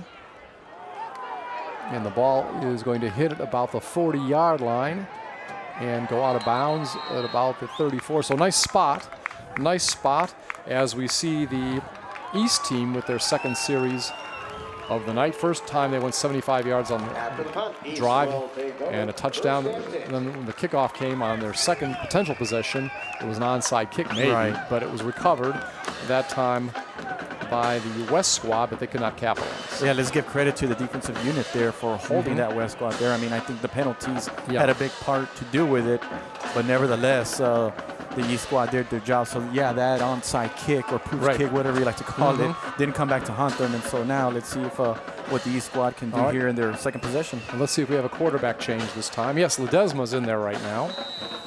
He's going to be at quarterback, I believe. Ball is snapped at the 28. He's going to throw it to the left, and the ball is going to be a gain. Going to be a first down to about the 42-yard line. I think he found his brother there, number 10. Matthew Ledesma caught the ball, and it was Mark Ledesma passing the ball. So brother to brother. Brother to brother, and it's been quite the connection at Mercedes for the last couple of years. Another banner year for the Tigers, making the playoffs again and winning a playoff game. And the numbers on Mark Ledesma this year were 1,900 yards, 16 touchdowns, only 3 interceptions, had another 1,000 yards on the ground. So he's also a dual threat quarterback. And that was a 10-yard gain. That last play this time, Mark Ledesma will keep it. He gets another first down and a lot more. He is going to go down at about the 32-yard line. So he had the ball at the 43, and he is going to go down at the 32. That's a gain, a run that rush of about 25. Yeah, and number 22 there from the West is the one who made the stop there. Probably saved a touchdown there. And look at Ledesma in the open field. Yeah, in the open field that we just talked about, a 1,000-yard rusher. And as well as throwing. I mean, he had an outstanding year for the Tigers. And there you see him looking at the plays. So now the East squad is probably in what they call their Tigers package. So when they take possession, that's when the coaches yell, Tiger, Tiger, Tiger, and that's when the players come out with their Tiger package. All right, clawing their way ahead with the Tiger package, right? Ledesma has it. Mark Ledesma, he's going to scramble again, and he's going to get by one runner. He trips himself down at the 28. Looked like he could have got another 5 or 10 yards. Yeah, at that time, the East squad had trip splits down to the near side, and so the players, as you see on the replay here, going down the field. So look at all that space he has there. Yeah. Was able to get the ball there. And watch him at about the 30. Fights off a defender there and goes if he wouldn't have tripped, he would have had a chance to reach the 20 and get the first down. Nevertheless, got about 7-8 yards there. So it's going to be a second down, ball at the 25-yard line. And again, Ledesma can run the ball, can throw the ball. Mercedes has always been fun to watch. Yeah, very high-powered offense that Mercedes has. So this time the ball is kept again by Ledesma, fakes a handoff. He's going to be over the 20, and he's down to about the 14-yard line. So he gains about 11 on that play. Yeah, 94 there on the stop there, but the receiver doing an outstanding job there on the top of your screen with an outstanding block there. That's number 3. See if we can get his name there. But another first down. I believe that was Blake Klein of Sherryland. Yeah, a great block there, shielding off that defender there. And giving Ledesma the space to get that first down inside the 15. Okay, 1st and 10, ball at the 14-yard line. We've got wideouts in the slot. One back to the left of Ledesma, his brother, I believe, and he's going to throw it downfield and cannot get his receiver. Ball went down to the 4-yard line, and the intended receiver down there looked to be Joe Cavazos of Hannah. And defending on the play is Sherryland Pioneers, Tyler Bolthers. Like the shades, huh, on that drummer. Gotta wear them shades. That's right. So, and it was a sunny day today. I know when I was coming down here, it was still 92 degrees as I was driving from McAllen. So, it's hot on that field. And once again, waiting for the snap. And going ahead, getting down to about the 5-yard line on that play. Nice run. I think that was Eric Retta. Yeah, it was Retta. That's why I was delaying for a minute. They switched quarterbacks. Yes. So Retta came back in. Wanted to make sure we had that right. So he's at the 14. And he gets it down to about the 6. So now Ledesma back in again. And I see a flag at about the 11-yard line. So let's see what this is all about now. Do you have an idea why they switched quarterbacks for a moment? Is it just because they both seem to run well? Yeah, that's, you know, I wonder if there was. That'd be interesting to talk just to Coach. Perhaps a different look. Yeah. I don't think he was hurt at all, Ledesma. You know, maybe he's saving Ledesma for another possession. He's Ledesma making things look easy. Well, let's put Eric Retta back there. 3rd down, 1 yard to give go. him a different look. Well, the officials are talking about what's going on here. See if we have a penalty. Flag was just picked up, but let's see if there's a call. It looks like the flag was picked up. Yeah, so it's going to be 3rd and 1. Gain of 9 by Retta. Again, Ledesma back in at quarterback. And he is going to keep the ball, fakes the handoff, and this time he is going to be short of the first down, looks like by a yard or two, and tries to get ahead, but again, comes up a little short. And I believe he faked the handoff. I think it was to Anthony Cantu of St. Joe. Yeah, great stop there by number 22 there. I believe that's Chavez, Ace Chavez out of McAllen Memorial. That was a big-time stop, but he was the only defender there to perhaps make the play there, and he did, which forced a 4th down and 1. Right.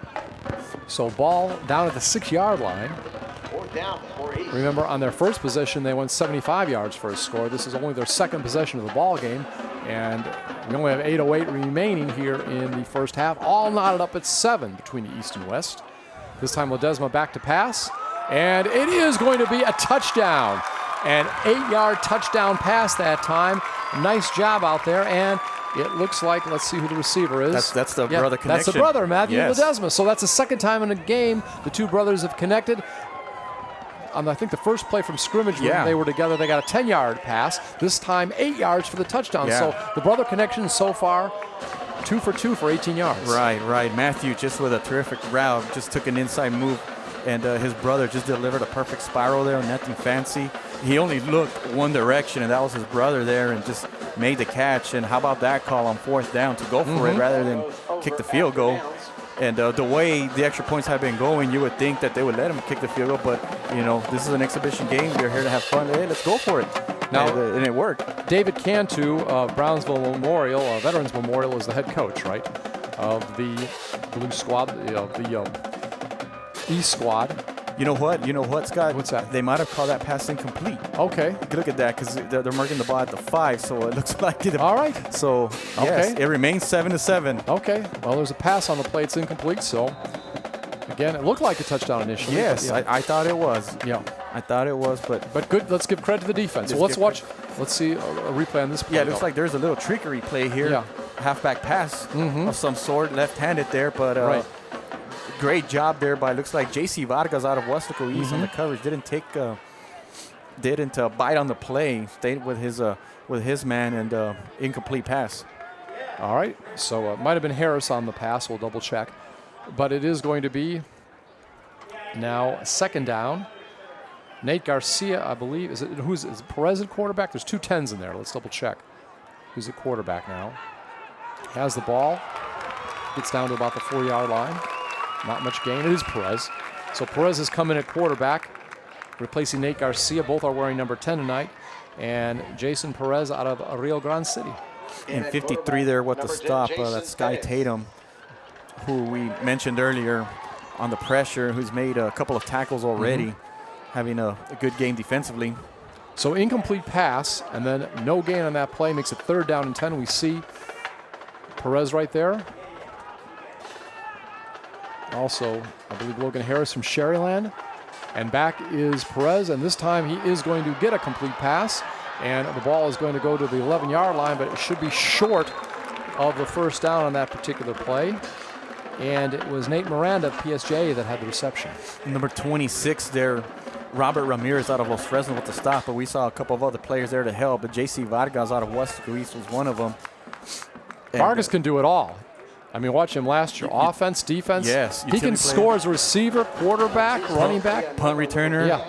kick returner.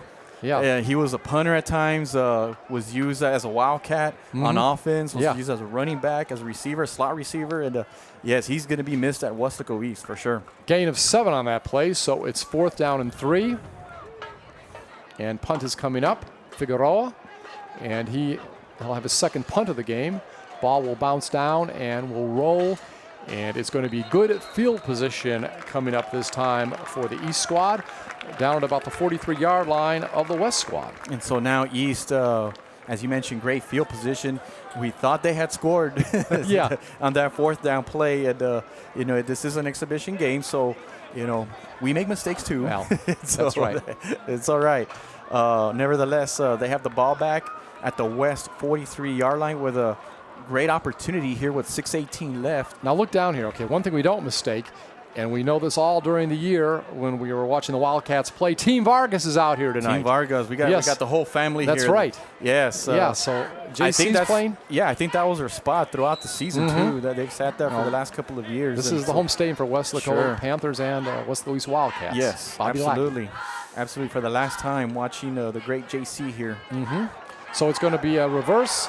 And the ball is going to go inside the 40 and down near the 30-yard line. And on that particular play with the ball, let us double check, because again, there are multiple numbers out there. But it was number 11 that finally got it. But check out this block here by Eric Reda. Look at this block right here by Reda. Right there, boom, against number 6 there on defense. And that'd be Gracia there. And there was the player running the ball. Yeah, that's Isaiah Trevino, the receiver. That Sam Needle, a big year for him. So Reda back in at quarterback. Handoff this time is going to go over to Hughes. And Tyrone Harper. Tyrone Harper.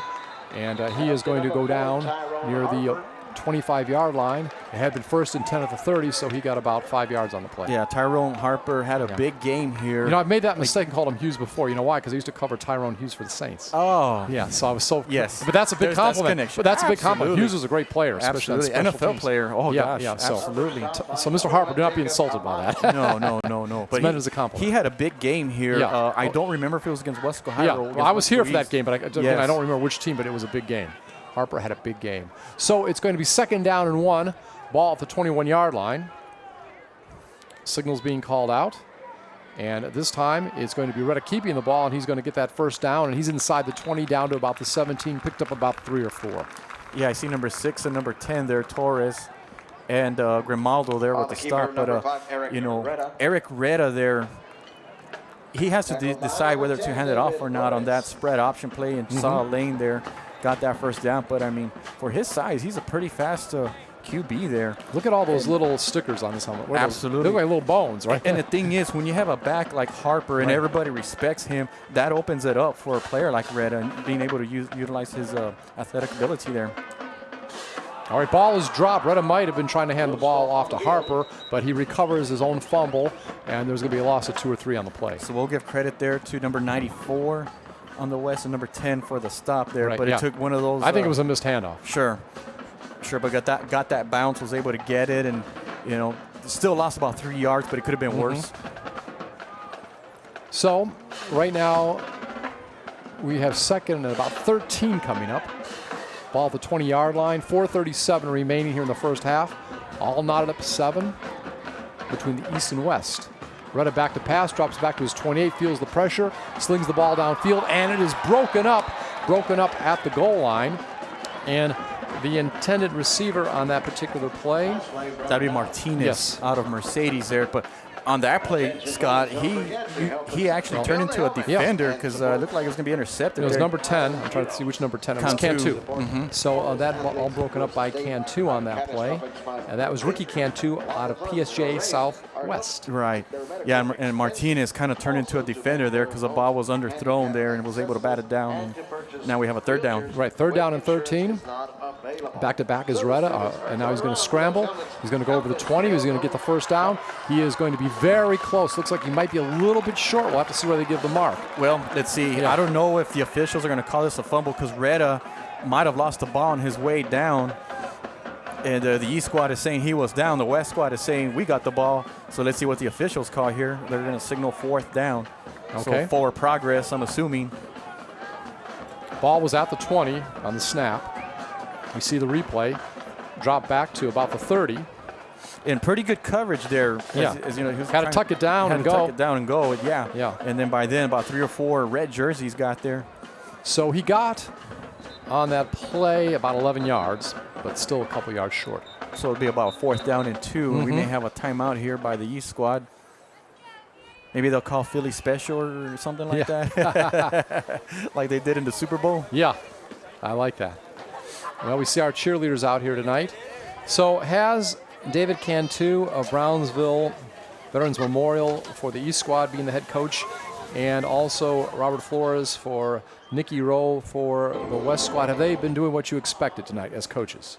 Yeah, I think so for the most part. I knew that we were going to see more a spread type of offense. So we know that, like, for example, Flores was coached by Paul Reyes when he was an assistant under Paul Reyes and Gary Lauer. Those guys are more spread, multiple kind of offenses. And then Cantu got a lot of his upbringing from Coach Ford of Los Fresnos. Great years in the 2000s where they won numerous district championships and had unbeaten seasons. Hey, look over there real quick while we're talking. Looks like a future, was it maybe king and queen or whatever, high school.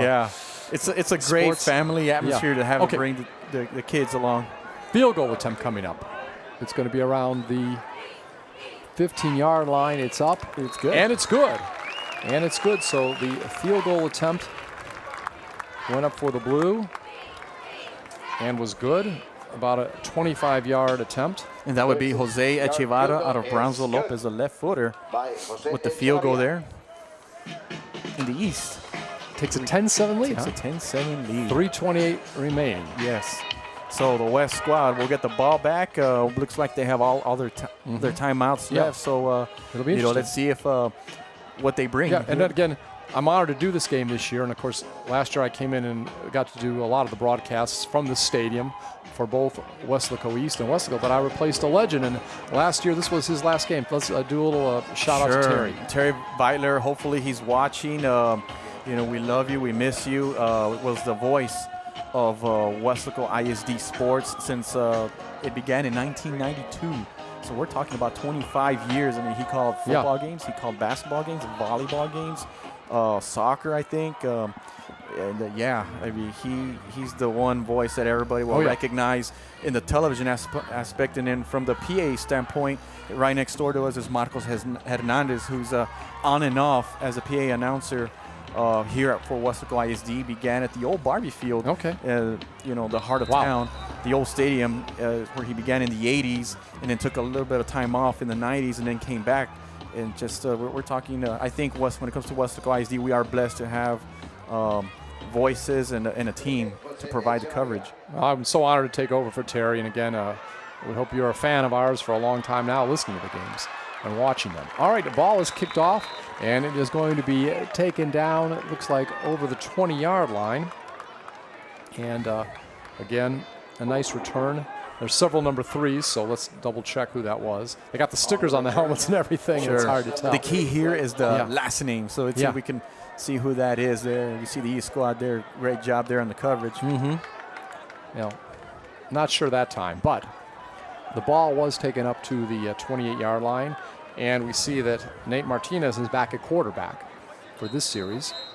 Led them to a touchdown right on the first series. Sure. So they're going back to what worked for them and see if they can get something going before the half ends. Martinez, the spread offense, this time runs the ball forward and may lose a yard. And number 12 there on the stop, having a really, really good game defensively there. Mm-hmm.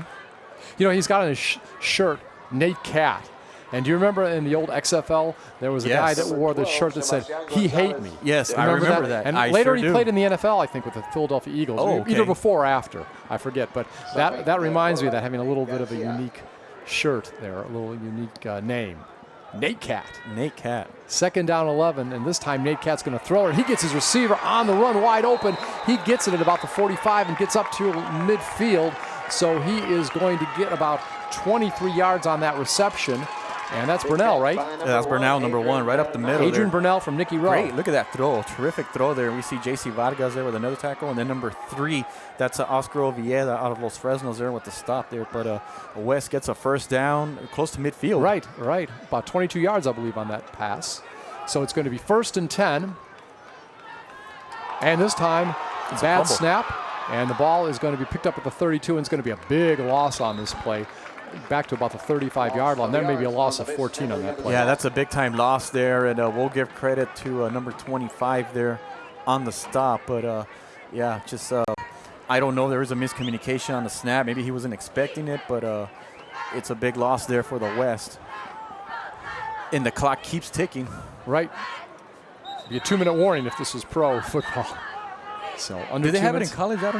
I don't remember. They have a 2-minute warning. I don't think they do, right? No. Only in the NFL. Mm-hmm. And actually, the clock did stop at 1:59, so I don't know if it's there's a 2-minute warning or just a coincidence of a timeout. Yeah, let's see. I'm looking at the official now, and I think he's going to give the signal. There you go. Okay. To run the clock. They're trying to give a symbolic 2-minute warning. Yeah. But all seriousness, 2nd down and 23, ball at the 35-yard line right now for the West squad. Garcia takes the snap, drops back. Empty backfield, does get the ball over the left side, and the ball's going to go over the 40. And there is going to be Logan Harris on the reception, a running back out of Pioneer, and he is going to pick a little bit of that yardage back. And I see Gonzalez there once again, and number 3 with the stop there, getting some of that yardage back. Right, so the ball's at the 41-yard line, maybe a pickup of about 8 on that play. Still a long way to go. Minute 31 remaining. With a catch, East ahead of the West 10-7. That was there a penalty? Yep. A personal foul. That's a big play. That is going to be against the East squad, and that's going to be an automatic first down. So they'll get those yards back that they lost, and maybe even more off of that fumble and an automatic first down. Yeah. So that ball is now going to go into East territory. Ball will be down at the 42-yard line, 1st and 10. 1:31 remaining. West has 3 timeouts. East has 2.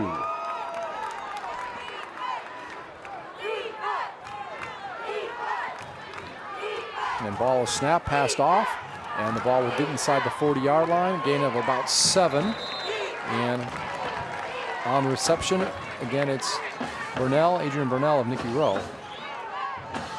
See a lot of blue shirts there at the end, but Rodriguez, number 21, is the one who got the. And was Ledesma a quarterback? Adrian Bernal. Oh, no, hold on a second. We had some changes there. Is it still Garcia? Make sure. Okay, ball is handed off that time, and it is still Garcia quarterback, but a short gain on the running play. That time Acosta gets the ball. And defensive end Ryan Reza there with the stop. Number 23 on the carry. But that is Jesus Acosta of Valley View. Right, but the West squad does get a first down. So we got 40 seconds left. Ball at the 32-yard line. All right, 1st and 10. Clock running. Nate Cat has it, and he's going to keep it, and he is going to be short of the first down, picked up about maybe 7 or 8 on the play. And there's going to be a timeout. Well, the keeper, number 10, Nate Garcia. Yeah, great stop there by number 21 there. Let's see the replay here. Garcia Number 21. Good block on Reza. Reza was getting Right. close to him, but good job by the Didn't offensive line. hesitate, just saw the lane and took it. And you see number 21 there, Rodriguez with the stop. I want to say that is Fred Rodriguez out of Raymondville, who's made a couple of tackles tonight. And so you wonder if the West squad, you know, we saw a halfback pass earlier in the game from way back over here at their own, what was it, 4-yard line, 3-yard line in the end zone. And you wonder if they're going to do some kind of trickery. And you see the band helping out with the chicken dance. And there's a future chicken dancer right there. That's a staple now. I think two things you always hear at games are the chicken dance and YMCA, right? Yeah. You know, a lot of sporting events. So. Yeah, the fans having a great time here. As you mentioned, football in May, you can't beat that, especially here in the state of Texas and in the Rio Grande Valley. And, you know, I guess some big football news even today for some people in the state. Texas A&M, Johnny Manziel is going to go to that, was it Hamilton? I forget what the Cats of some sort. Tiger Cats or something. I'm not positive. I'm not a huge follower of the Canadian Football League. But Johnny Manziel is going to the Canadian Football League. Okay, good. It had been rumored that was possibly going to happen, so good for him. So 2nd down and 4, ball to 25. And so we got 26 seconds left. And this time Nate Katz's going to throw it downfield. Has a receiver open. Did he get it? Yes. And it is a touchdown. It is a touchdown. Is that Burnell? That's number 2, Bella. Oh, Bella. Okay. Yes. So Bella gets the catch. And Marco Bello from Hidalgo gets the catch. And that was about, 26 yards? Something like that. Something like that. Yeah. I wonder if there was a breakdown on the defense because he was wide open there. And I don't know if the East squad didn't see something or somebody didn't pick him up. But he was, the receiver standing to the far left, to the far side. And Garcia. Garcia, we said he has a pretty good arm. We've seen it a couple times tonight. Yes. And there it goes to Bella. And he had 2 defenders around him. Tamez are among them. And I tell you what. Split them. And the reason why that happened is because he was throwing against the wind. That's probably why the ball looked a little wobbly there. And yet the ball was still able to get there on time. And the defenders tried their best to get back there, but a little too late. Extra point attempt is up. And it is good. So the West has taken a 14-10 lead. And we see another replay of that touchdown. That was a pretty pass. You see number 27 there. Looks like it's Reza. Yeah, Reza, he's been very active Reza tonight. with the pressure, but Garcia with an outstanding job staying in the pocket. Felt the pressure, I'm sure, but stayed composed and delivered that throw. He said against the wind, right? Makes me want to break out into a little Bob Seger right now. Sure. Remember that old song? Against the wind. Yeah, absolutely. Bob Seger, big hit of, he's from Detroit, I believe. I think that's. So he's still around. I saw him on tour for the first time back in 1976. I love music, so you hear me make references to music from time to time. That's a legend right there. It's a great tune. That's right. And let's do the wave, but this is a different kind of wave. Waving at us, not again. Yeah, I mean, yeah, that's probably the easiest wave you can do. It's just the person next to you and that person next to you I think of that, something we do with the Vipers games. I do the announcing for the Vipers, and they hold up the babies. It reminds me of an old movie when they held up the Tiger, Simba Cam. Oh, I see. And they do that something where people hold up their babies at the game, and they call it Simba Cam, based on the movie. So, now they're getting the fans involved. Right. They're getting I a think little bit older crowd there. Somehow I see those guys dance around. I think of the late James Brown. I feel good, right? Sure. Fans having a good time. There's Ledesma, number on there. Yeah, there's the family there. Right. And I like that T-shirt, a game T-shirt. That's a collector's item right there, folks. I actually have mine from 2010 that I still wear today. Yes. Can you still fit in it? I still fit in I it. joked here because I can make those kind of jokes to Mike Gonzalez. He's a very trim man. I mean, so trim, they were trying to give him his new K-West shirt. They wanted to give him a small one. He said, "Wait a minute, I wear a medium." I wear a medium. But the thing is, they don't know what they meant to say was small children's. We like to have fun with Baby Gap. Yeah, That's all right. Yeah. So, but now the kickoff comes, and against a short kick. It's going to come down around the 30-yard line, down at about the 33. It looks like number 28 there with Andrew O'Gean. Could be with the ball there. And he's a guy from Westlaco, right? Westlaco, yes, senior. He'll play defensive back there. Well, number 4 first was going to get it, but then fumbled it. But let's see what the E squad does. O'Gean, I really saw some good games from him this year, too. Yes. I really enjoyed watching him. He's a tough player. Tough player, hard hitter, hard worker. And 12 seconds, 2 timeouts. Does the East squad, nothing to lose here? It's exhibition. Yeah, in one way, you know, I say go for it, but again, you just don't want to give something away by doing something stupid. So even if it is, you know, there's still pride here, right? There's neighborhood pride, right? Sure, sure. Bragging City rights. pride. So I'm not sure. I think you do something, maybe a rollout or something, you know, and get some guys down there. But Hook and ladder? yeah, hook and ladder. There you go. Statue of Liberty. Yeah. Flea flicker. So, again, some pressure, and just going to go out of bounds. But is there going to be a late hit there? That was a pretty late hit, maybe. But maybe it was just in motion. That was number 51 Yeah. there. I think Solis. it was just his momentum that brought him on out. the carry. But I know they throw the flag so much in the NFL. I cover a lot of NFL Sure. football, so Derek Solis from Gruya. yeah. No, that's good. It was a clean play, but it was just his momentum. Sure. Yeah. See, Retta was trying to look for somebody there. In real time for a moment, it looked like, but as I look Sure. back, it was just his momentum took him in. But in the NFL, they'll throw flags for that nowadays, especially against the quarterback. We got 3 seconds Yeah. left. So, you know, I wonder if they would give the ball to Harper and just let him do his thing. There you go. Well, Retta has it. He feels pressure. There was pressure that time. He did the right thing. There was some good pressure coming from the outside that time. And I think that was a good move. Time expires in the 3 second defenders there with a stop there. As we see the replay, Yeah. starting with number 1 right there. Yeah. I'm trying to see who that was. That was Retta had nowhere to go. Yeah. So it was a team effort. I think possibly.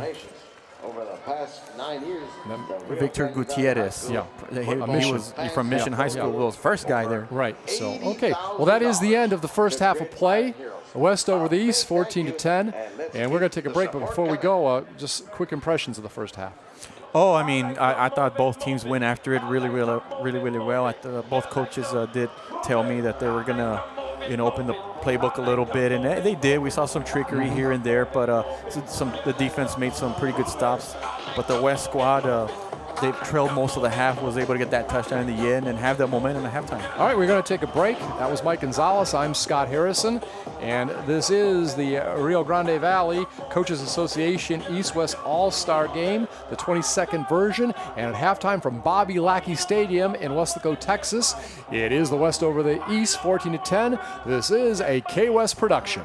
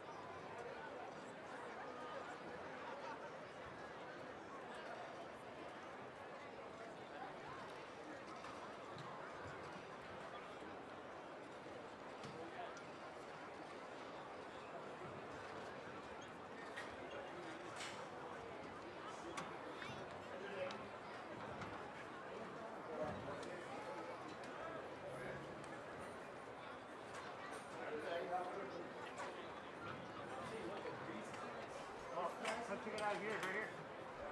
That thing fall down or what?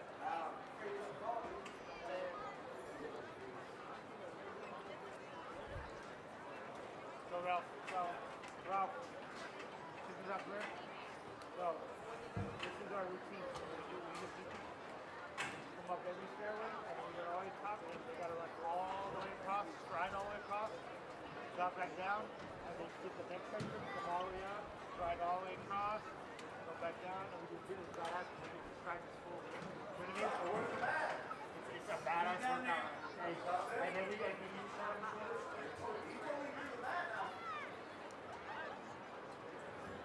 Yeah, he would never say that.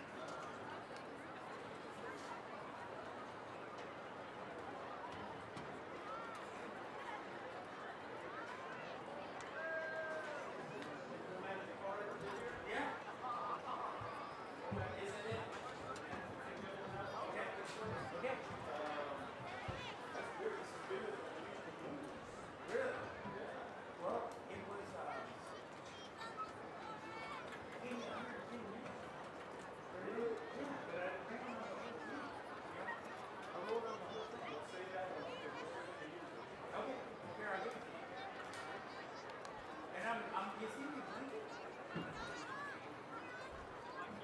Yeah, but it's zero. Right? No. Okay. Hey, I hear your suggestion that you need to make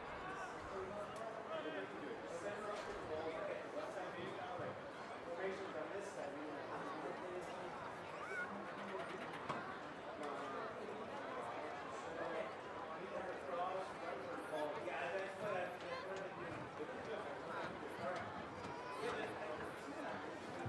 If I may have your attention, look into your wallets, pockets. If you dropped your Frost debit card, it's been turned up here to the press box. Come upstairs and claim it, I guess, so with some ID. Before the staff goes crazy with your card, come and claim it. We have it here. It's a Frost debit card.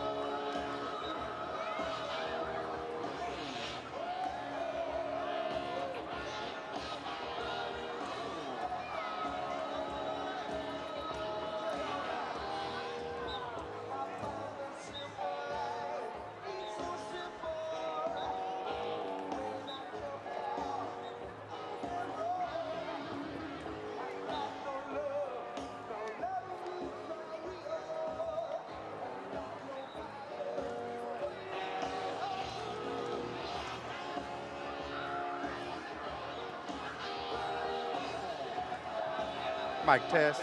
Mic test. Mic test.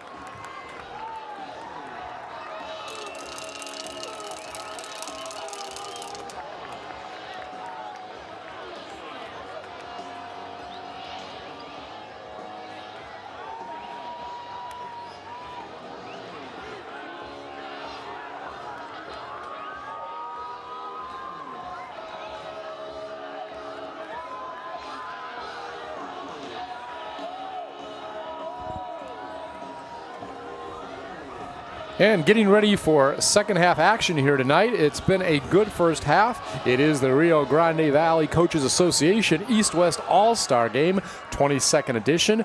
We're here at Bobby Lackey Stadium in Weslaco, Texas, home of the Weslaco East Wildcats and the Weslaco Panthers. Along with Mike Gonzalez, I'm Scott Harrison. And Mike, before we review the first half score, and of course, you're known to a lot of people around here. You do a lot of work, obviously, here with K-West. This is a K-West production, but also specifically with high school football, you and Carlos Robledo do a pre- and post-game show during the regular football season. Talk about that. Well, I mean, this was our second year that we had this past season.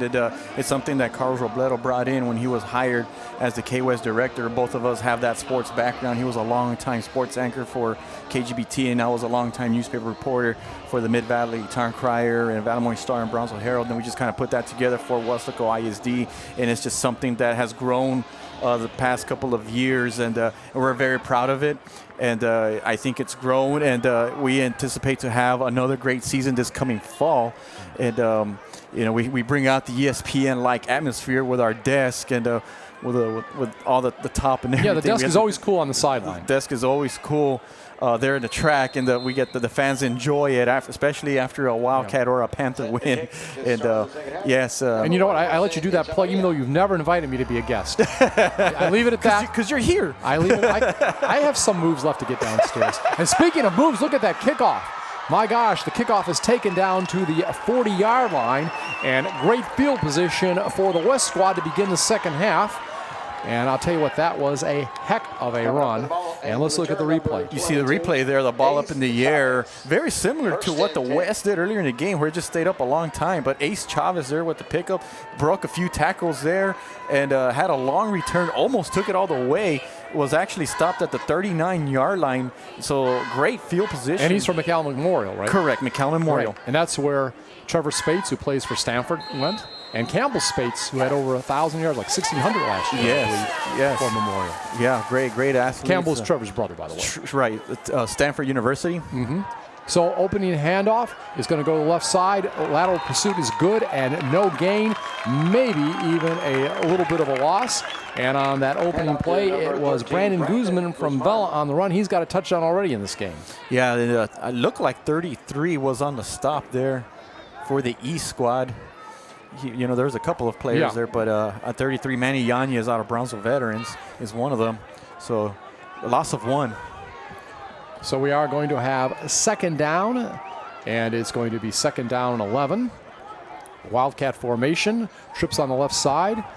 It is going to be Nate Garcia again at quarterback, and this time complete pass down to about the 36-yard line. And nice pass on that play. And a nice reception.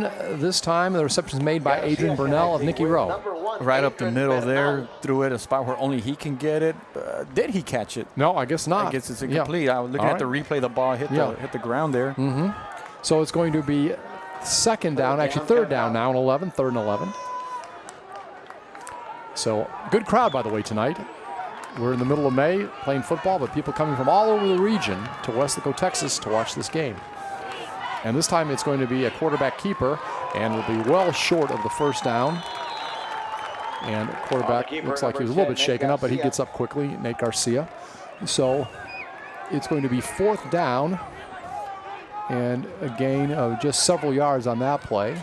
There were 25 there with a big blow there, and number 2, Garcia, with a big blow there. Nobody in the backfield in that play, and Garcia just called his own number, took it up the middle, and got about 3 yards there. So we're looking at about, what, fourth and 8 or 9? Yeah, I'm going to call it 4th and 8 because it was 11, so they gained 3, as you mentioned. And ball at the 36-yard line of the East.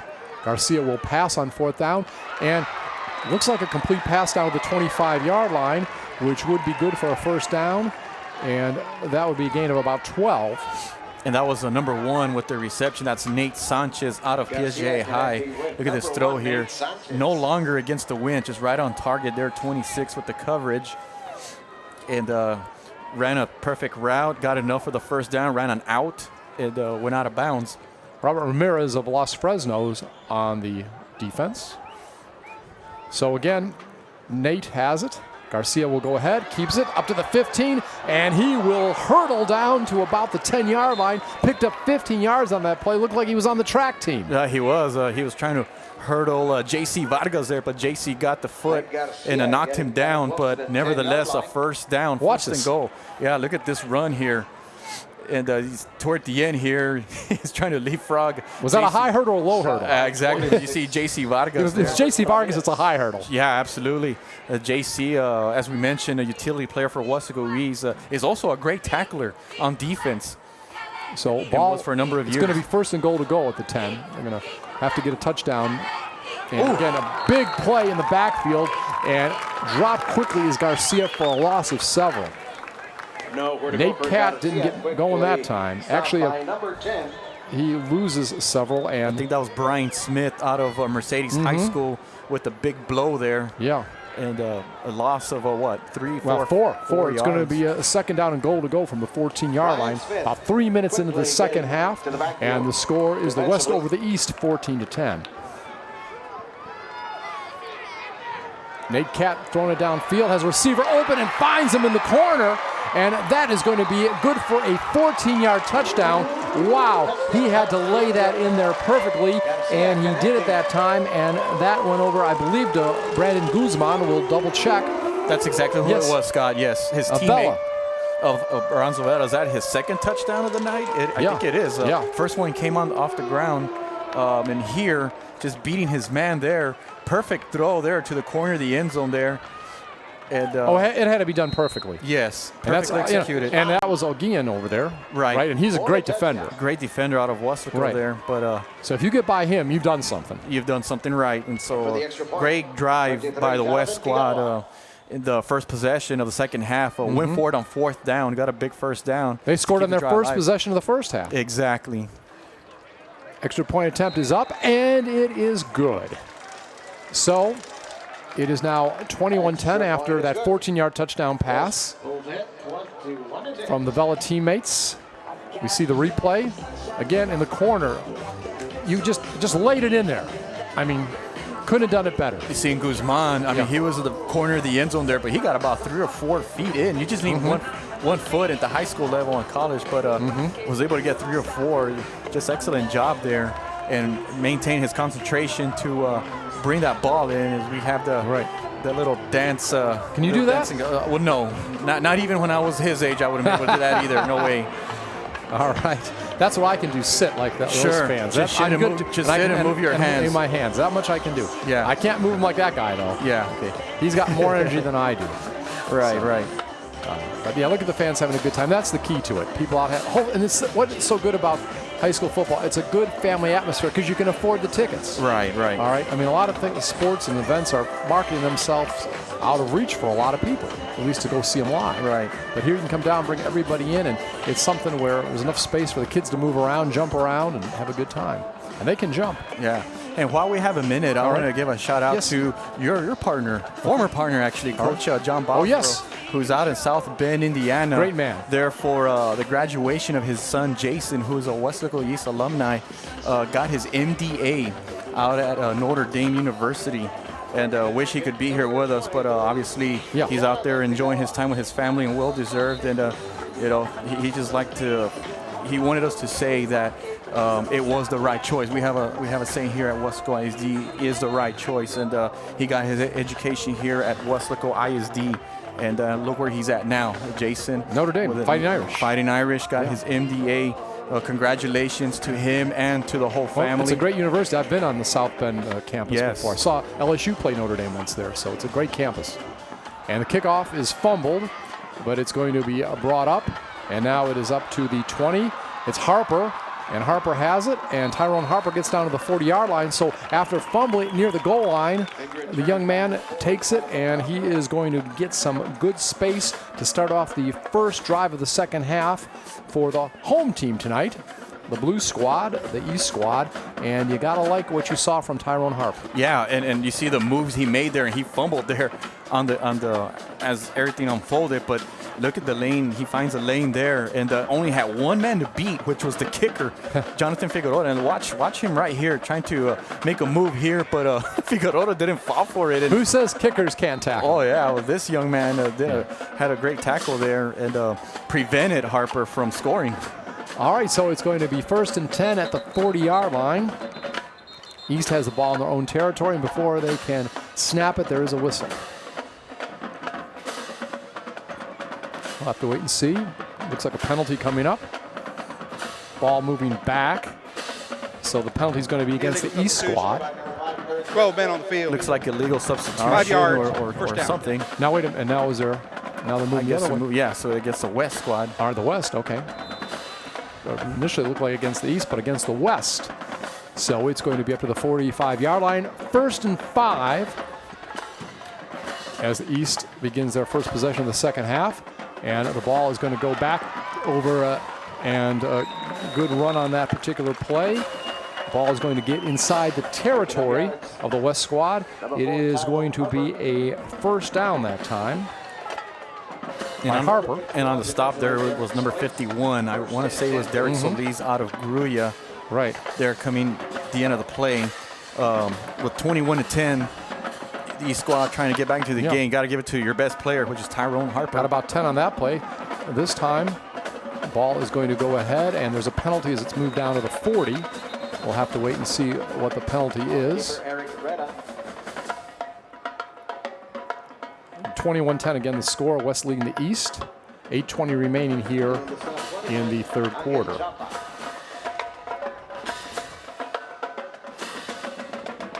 It's going to be a face mask, I believe. Personal foul during the run. Face mask. 15 yards. And it is First going down. to be against the West squad. Right. So that's 15 yards. 15 yards for a first down. Let's see where they spotted the 26-yard line. So the East squad in business. What was that, 2 plays? Mm-hmm. So that didn't take long. No, penalties will move the ball quickly for you. That's so true.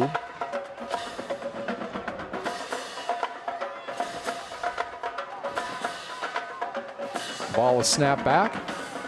And this time quarterback keeper.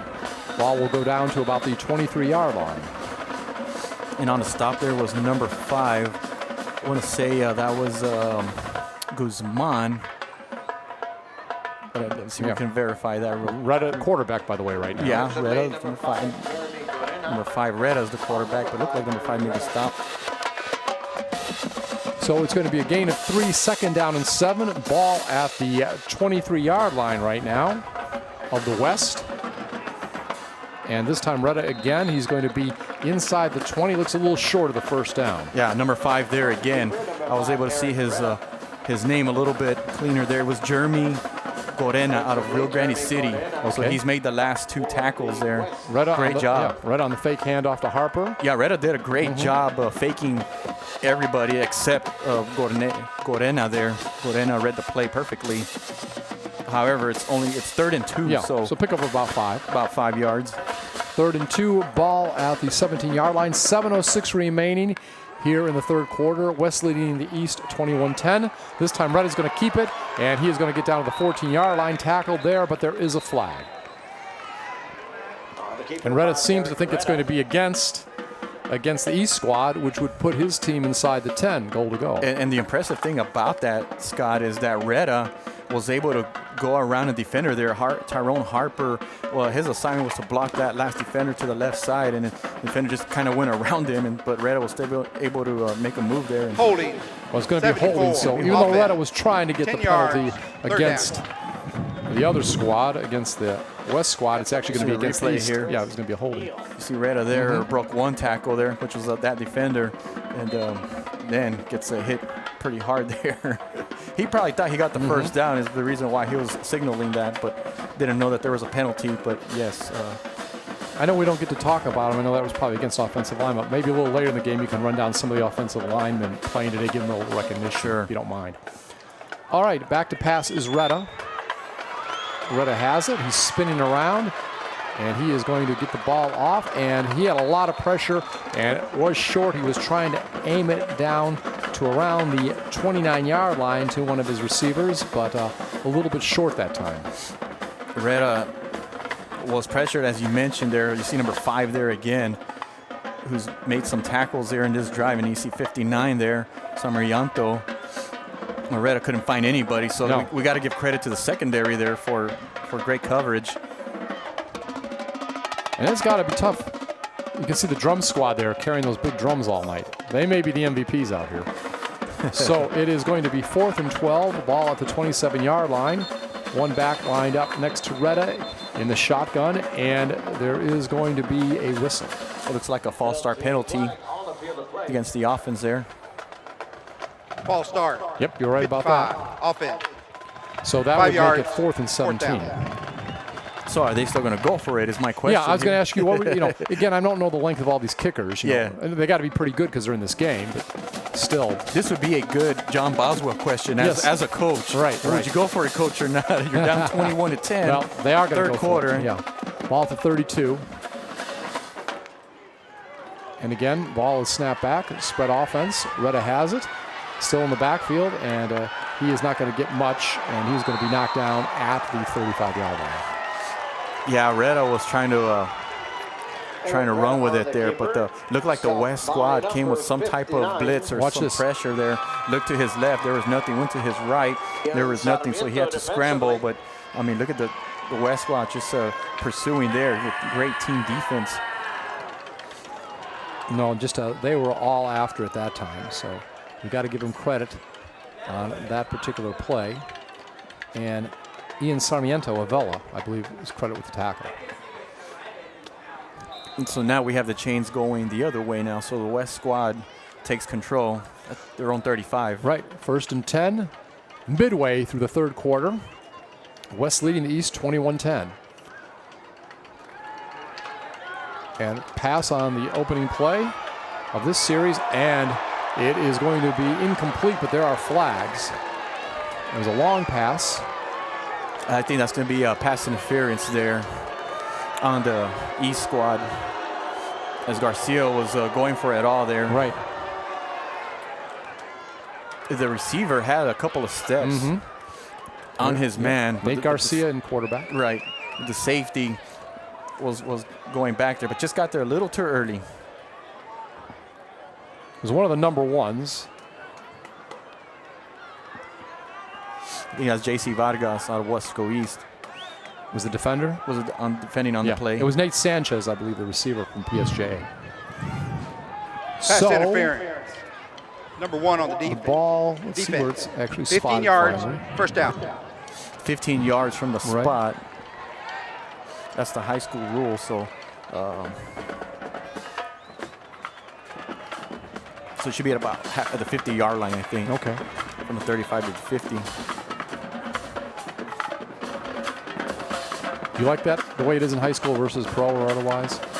That's a good question. I guess I wouldn't say whether I like it or not. It's just I'm used to it. Right.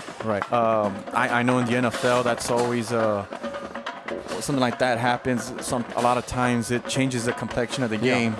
You got to earn it a little more this way. Sure. You know. Sure. It is a penalty. It's a 50-yard penalty. But yeah, in the NFL, a lot of times it's like a 50-yard penalty. Yeah. So there's pros and cons on both. There's pros and cons. Sure. All right. So it's going to be 1st and 10, ball at midfield. And we see the West squad is moving from our left to right here in the 3rd quarter. Bobby Lackey Stadium, Weslaco, Texas. Nate Garcia at quarterback. And this time it is going to be a little jet sweep, and we are going to see a nice gain on that play. And it's by Brandon Guzman, and he's going to move the ball from the 50 down inside the 40. What'd you think of the play? Well, that's the play that they scored a touchdown on, Guzman. But this time it came on the opposite side. It came to the near side, and Guzman found a nice opening there down the sideline and got the 1st down. So gain of 13 on the play, 1st and 10 at the 37-yard line. Ball now in East territory. East wearing the blue, West wearing the red jerseys. And this time another jet sweep, and the ball is going to move a few yards, and the back will be tackled from behind at that time. And again, a short gain. I know number 42 made the tackle there. He does a great job hustling there.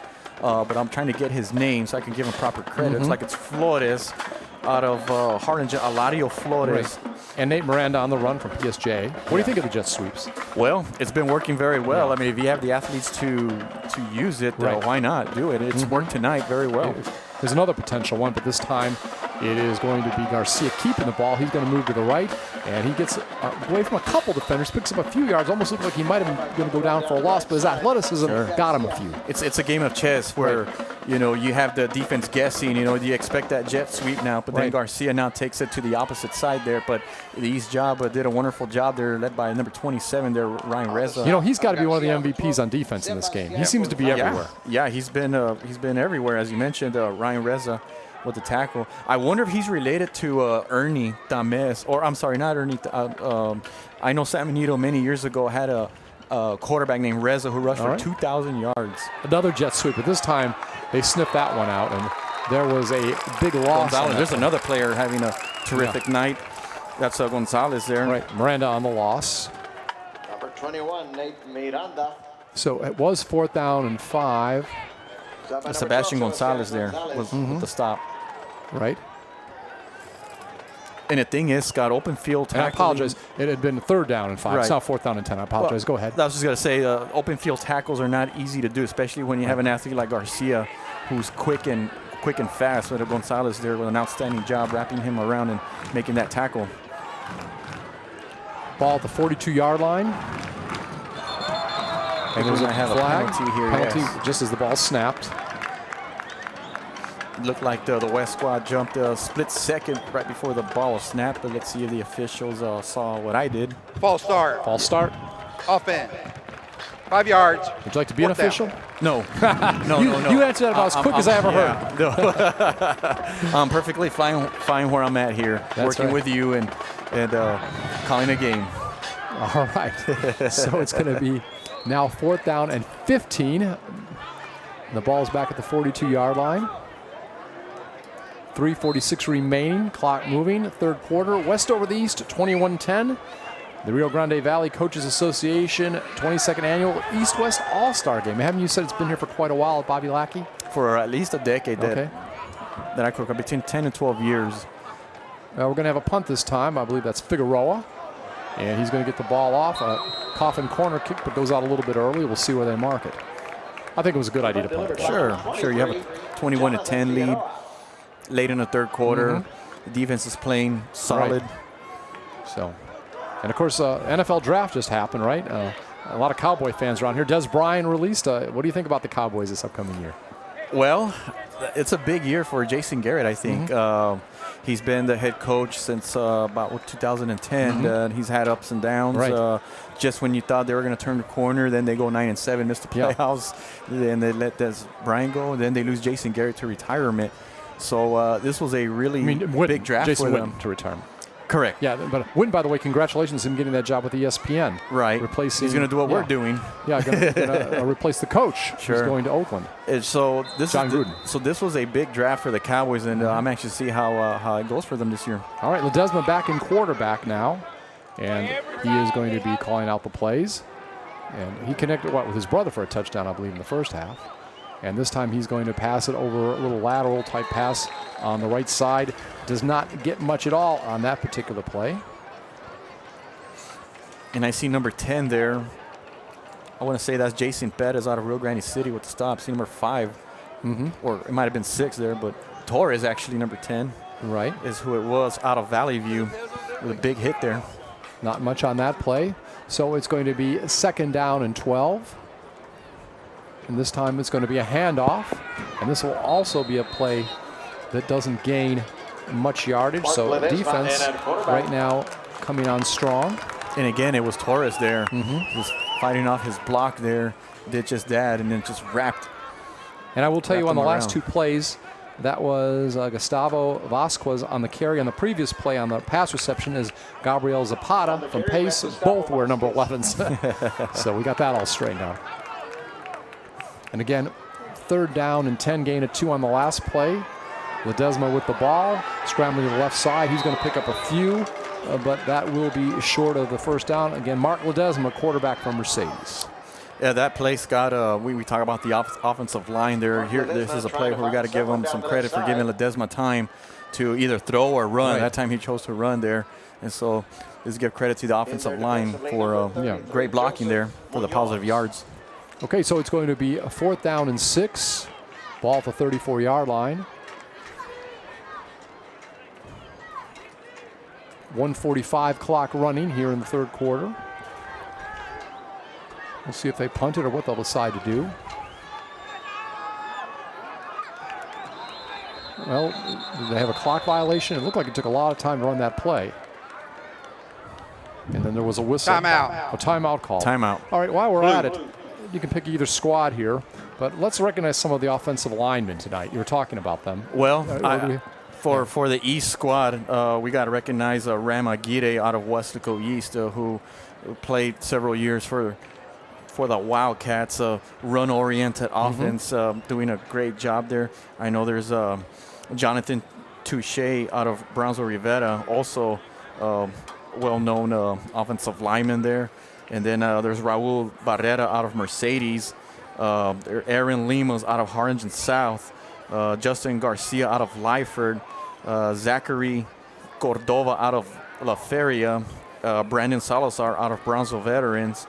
We got to also mention Jonas Garza, beg your pardon, out of Brownsville Pace, who plays center, doing a good job. Yeah. I mean, those are some of, we didn't get to all of them. We were Sure. trying to recognize some of them. And then we'll, a little later on in the broadcast, recognize some of the West Sure. offensive I mean, line. they rotate in and out. Yeah. I'm sure the coaches. But they're sometimes the unsung heroes, and they don't get their names Absolutely. mentioned all the time. So coach was always good about that, making sure we got them mentioned. So, again, the ball is snapped back.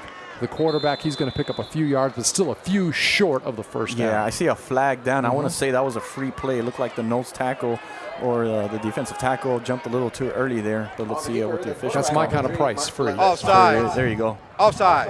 All right, Defense. offsides. And that's 5 going to be yards. against the defense. 1st down.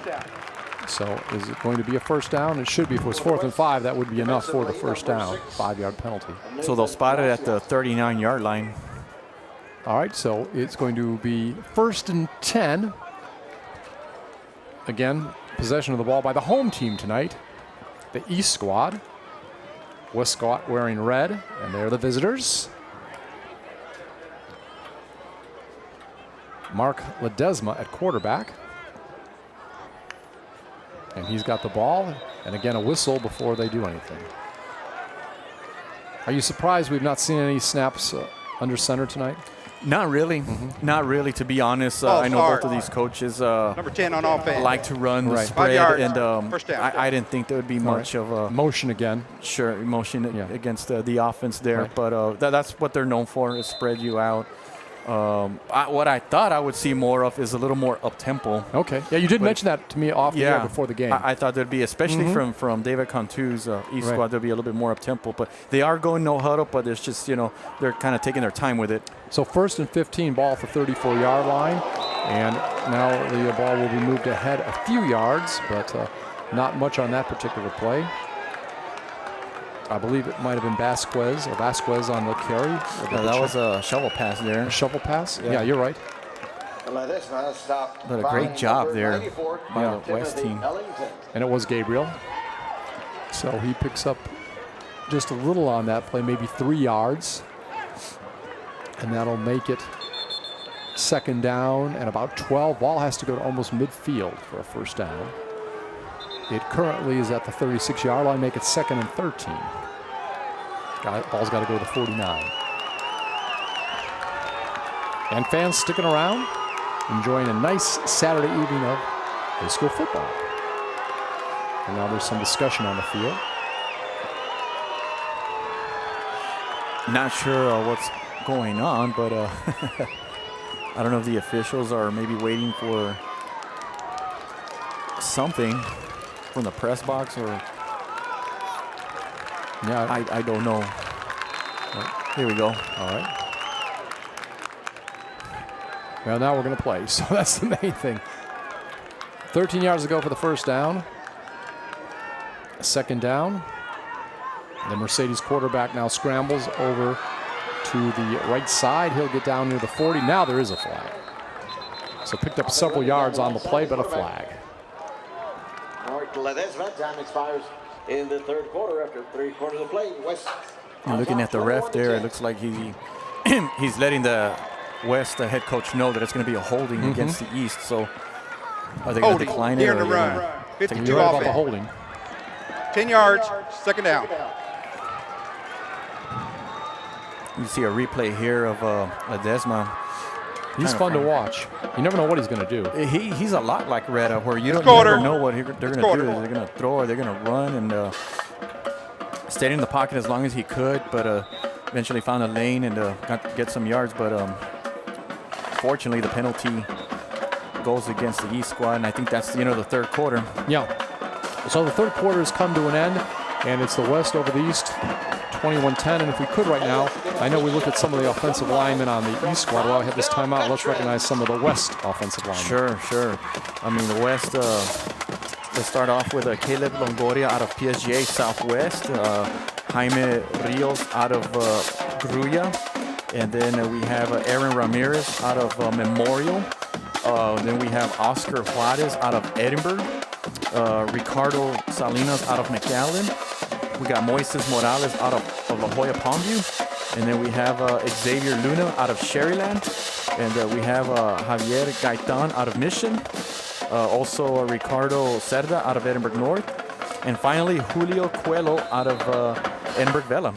Perfect timing as we're about to begin the next quarter. Your timing is impeccable, Mr. Gonzalez. So 2nd and 23. Ball is carried and no-go that time. And that was Harper, the running back. Yeah, number 6 there with a terrific job.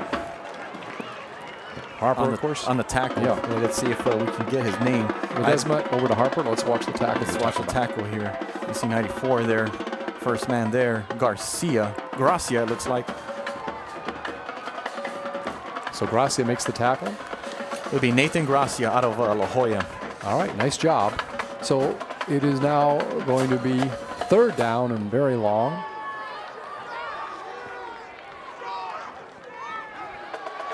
The Desmet quarterback, another flag, and a complete pass, but we'll have to see. The penalty ball went to about the 28-yard line, but again a flag. So we'll have to see if play stands or not. On the reception was number 5, Julian Trevino out of La Feria. Not much gain. Kind of took what the defense gave them, and the defense did a great job pursuing after the catch. Let's see what the penalty is. Now we see more penalties here in the 2nd half. And would the Heat have anything to do with the players getting Offside. tired and being a little more sloppy? Defense. I'm just curious. Yeah, 5 yards. That's a very Third good down. question.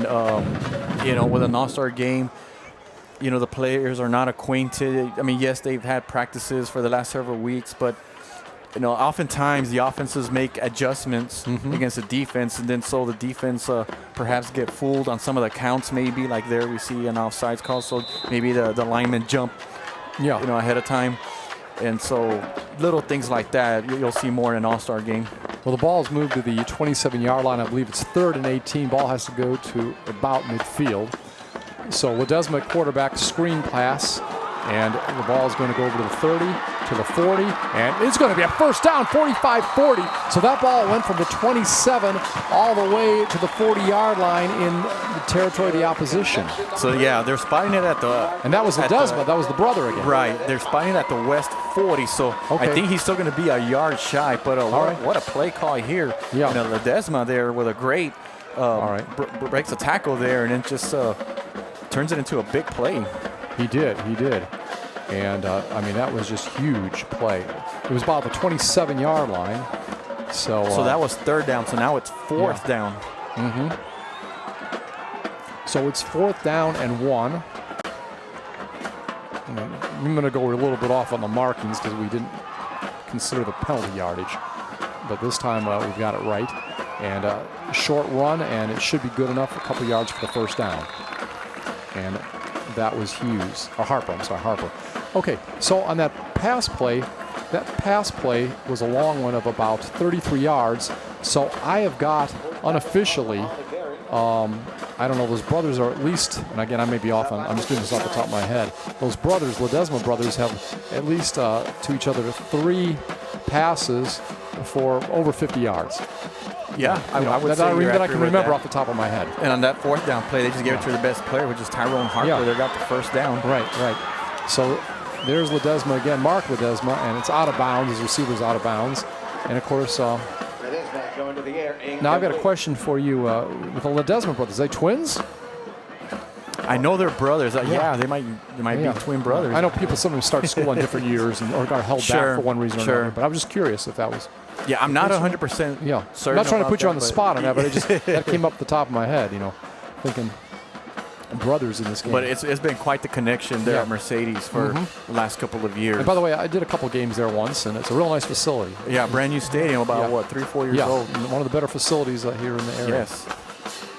All right, Mark Ledesma at quarterback again. It's going to be 2nd and 10 after the incomplete pass. He rolls to his right, and he will connect this time with the man that he overthrew the last time, and it gets near a first down. So a nice reception. And we'll try to come up with the name here in a second. I think that was Julian Trevino out of La Feria with the catch. All right. So he was the one that he overthrew or threw out of bounds a minute ago.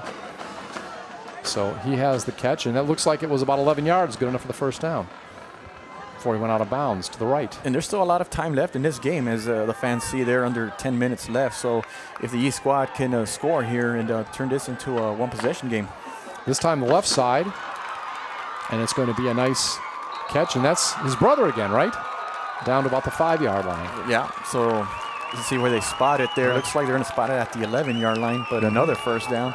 Nothing fancy. They're just letting them, they're throwing a little flat screen. So still a 17-yard game. Sure.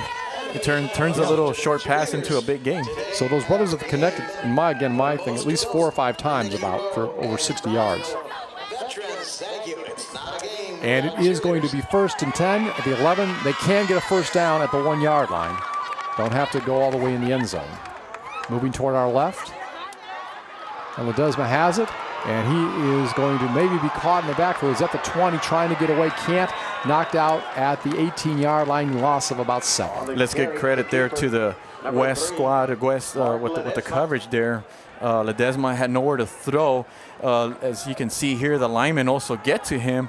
However, look at Ledesma here, was able to escape and was trying to make a play. He could have thrown the ball away there. Yeah, I'm surprised he did. Of the pocket. Yeah. But maybe he was worried about getting an interception. So maybe he, some of that senior savvy, as they say. Sure. He was really afraid that there could be bad things happen. And as close as they're getting back into the ball game, you don't want that disaster. Sure. If you're a fan right now of the home team, the East squad. So Ledesma has it, and he'll try to throw it up the middle this time. And his brother is not open, but is there going to be a defensive pass interference against Cantu? On the West squad, yeah. It looks like the official was right there, perfect position there. And let's see what the calls. Ricky Cantu of PSJA Southwest. And what I wonder here is since the penalty took place in the end zone, do they spot it at the 1 yard line or are they going to go half the distance? Good call. We'll have to wait. Pass The line of interference. scrimmage is the Defense. 16, so Ball be placed at the 2 yard line. 2 yard line, First I down. believe, right? Is that what he's saying? I think it's going to be marked at the 2, yes. okay. You see here in the replay, it's just mano a mano here. But you see Cantu. Yeah. Cantu and Ledesma. for the most part, he did do a pretty good job there. But then at first, I didn't think it was interference Right. at first initially. I think what they're calling is his left right. hand, on the left side. But the Right. right, he did the right thing with the right hand, but the left Right. side did make contact there. So Do you give it to Tyrone Harper now? He's in the backfield. yes. But this time, Or Ledesma's fakes going it. to keep it. He fakes it, goes in, Sure. goes in the 2 yards for the touchdown. So Mark Ledesma, 2 yard run for the touchdown. Remember, a moment ago we said, why did he take the sack or get run out of bounds and lose yardage instead of trying to throw it away? And maybe he has enough confidence in himself that he could come back, and he did just that. Right, and he led the team down. Yeah, you see the fake here to Harper. Yeah. Just, you and I thought I was going to Harper, and Right. I think so did all of the West squad. And so Ledesma just took it to the house all by himself. And now things get interesting here. That's with right. 9:13 left. Going to go for the 2-point play. Sure, and make it a And when you game. got like Ledesma and Harper in the Harper. backfield, my gosh, you got a couple weapons back there. And who knows, maybe they'll try to alley-oop a pass in the end zone. Now there's a whistle before they can get the play off. 9:13 remaining in the fourth quarter. Plenty of time left in this game. Don't go anywhere. We appreciate everybody viewing this K West production. Offside. Crew doing a great Defense. job tonight. Jumped And in it's the going to be a neutral penalty zone. Causing against a the tackle to defense. move.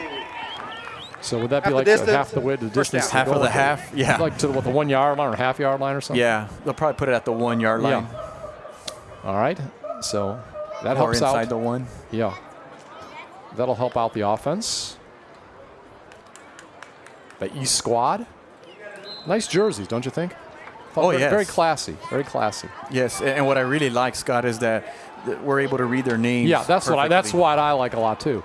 All right, it's going to be a pass this time, and the Ledesma brothers again. Mark to Matthew, wide open. I think everybody thought it was going to be some sort of run, and that left Matthew wide open. And this time, Matthew caught the ball. Yeah. we both thought he had a touchdown in the Yeah. first half, but this time, the connection of the Ledesma brother connection right here. 2-point conversion. Mark to Ledesma right here, perfect catch, just an inside route there.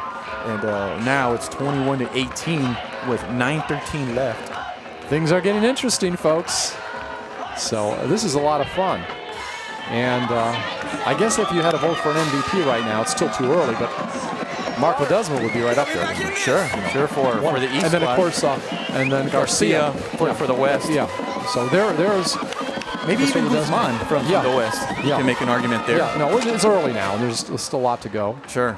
But how do they do these dances? How do they move their arms like that? I mean, the kids. I never had that kind of. No. I never had that flexibility when I was young. No. Did you? No. Well, no. You would need to put ants inside my shirt or something in order for me to move like that. But no. Yeah. Impossible. And, the trouble is nowadays the moms have the cameras, right? Oh, yeah. And they didn't have that when we were young. Well, in my So- day, it was more Polaroid. Yeah, Polaroids, or you that have was some the big only old way. camera you have to Sure. carry around. What the point I'm trying to make is there's going to be a lot of films coming back to haunt adults later on from their days as kids. Yeah, exactly. But they're fun. things. Absolutely. Fun things, not bad things. There'll be fun great. things. There'll be great memories. Yeah, yeah. Fun things. Fun things. To be teased about. Sure. To be sure. teased about. All right. This, by the way, and Mike, I know you work a lot of games here, and you work with K West and everything. This has got to be one of the nicer fields in the Rio Grande Valley, isn't it, Bobby Lack? This is a brand new turf they put this past season Right. there. We had the old turf for about 10 years, and they have a brand new track.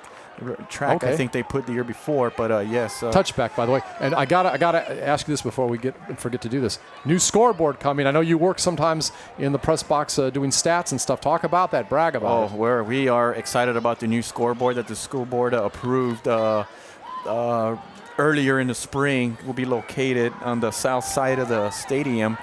Behind the fence. It's going to be the biggest, the greatest. I don't remember the dimensions of it, but my understanding is it's going to be the biggest one here in the valley.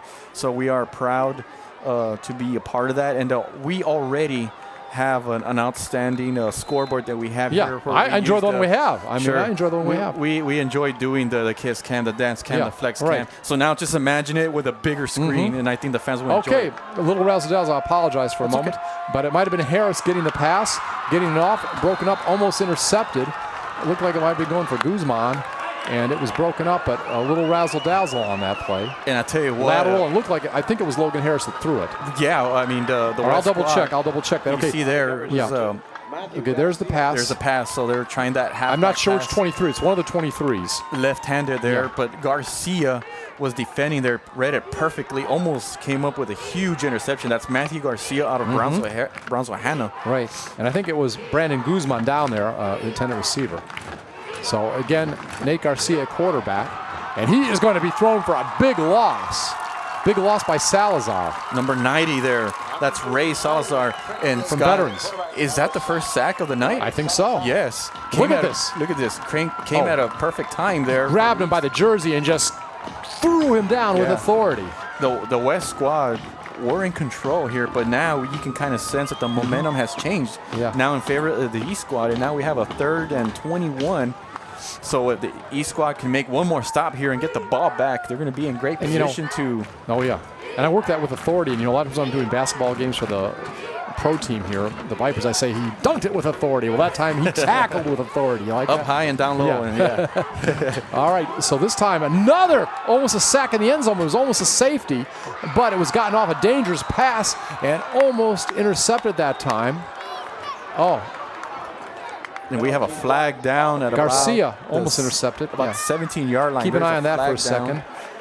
A lot of excitement going on. Matthew Garcia of Hannah almost with the interception. Yeah, the flag is against the West, a legal man downfield, but the defensive line with the pressure there almost came up with the safety Ineligible lineman there. And downfield Garcia was for the forced to offense. make a play The out of penalty it. is Actually declined. threw it to the teeth of Fourth the down. defense Yeah. there. That was a very dangerous Oh, pass. yeah. Here we go. Let's watch this again. Look at the pressure being put on. Number 42. Yeah. 42 almost has him in the end zone. He lost control.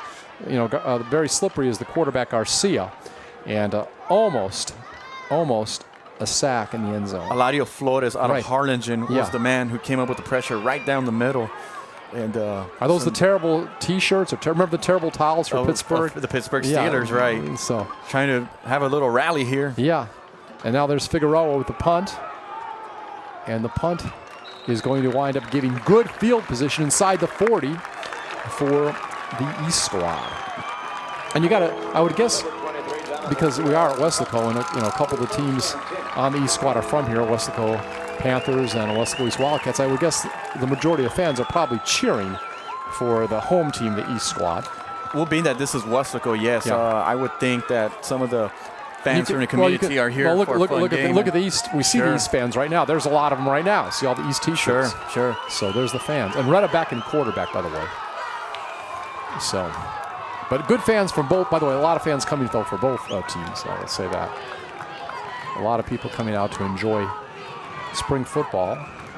Do the Westacos have spring football this year? They didn't this year. I was Both, actually, both the Wildcats and the Panthers? the Wildcats traditionally don't, and then High with under first-year head coach Salinas did last year, and I Okay. figured they'd have it again this year going into his second year. They didn't. And it looks like a little lateral there to Zapata, incomplete from Retta. So it'll be 2nd down and 10. Gabriel Zapata of pace.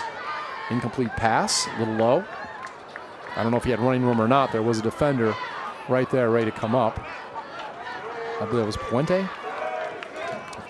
So we are going to have 2nd down. Eric Puente of Nicky Rowe would have probably got a tackle pretty quick on that play. Ball inside the 40. Retta gives it to Harper, then he gives it back. And it's going to be a long pass, and it's broken up at the last minute, but there is a flag. There is a flag. Pass was intended that time for number 11 of the East.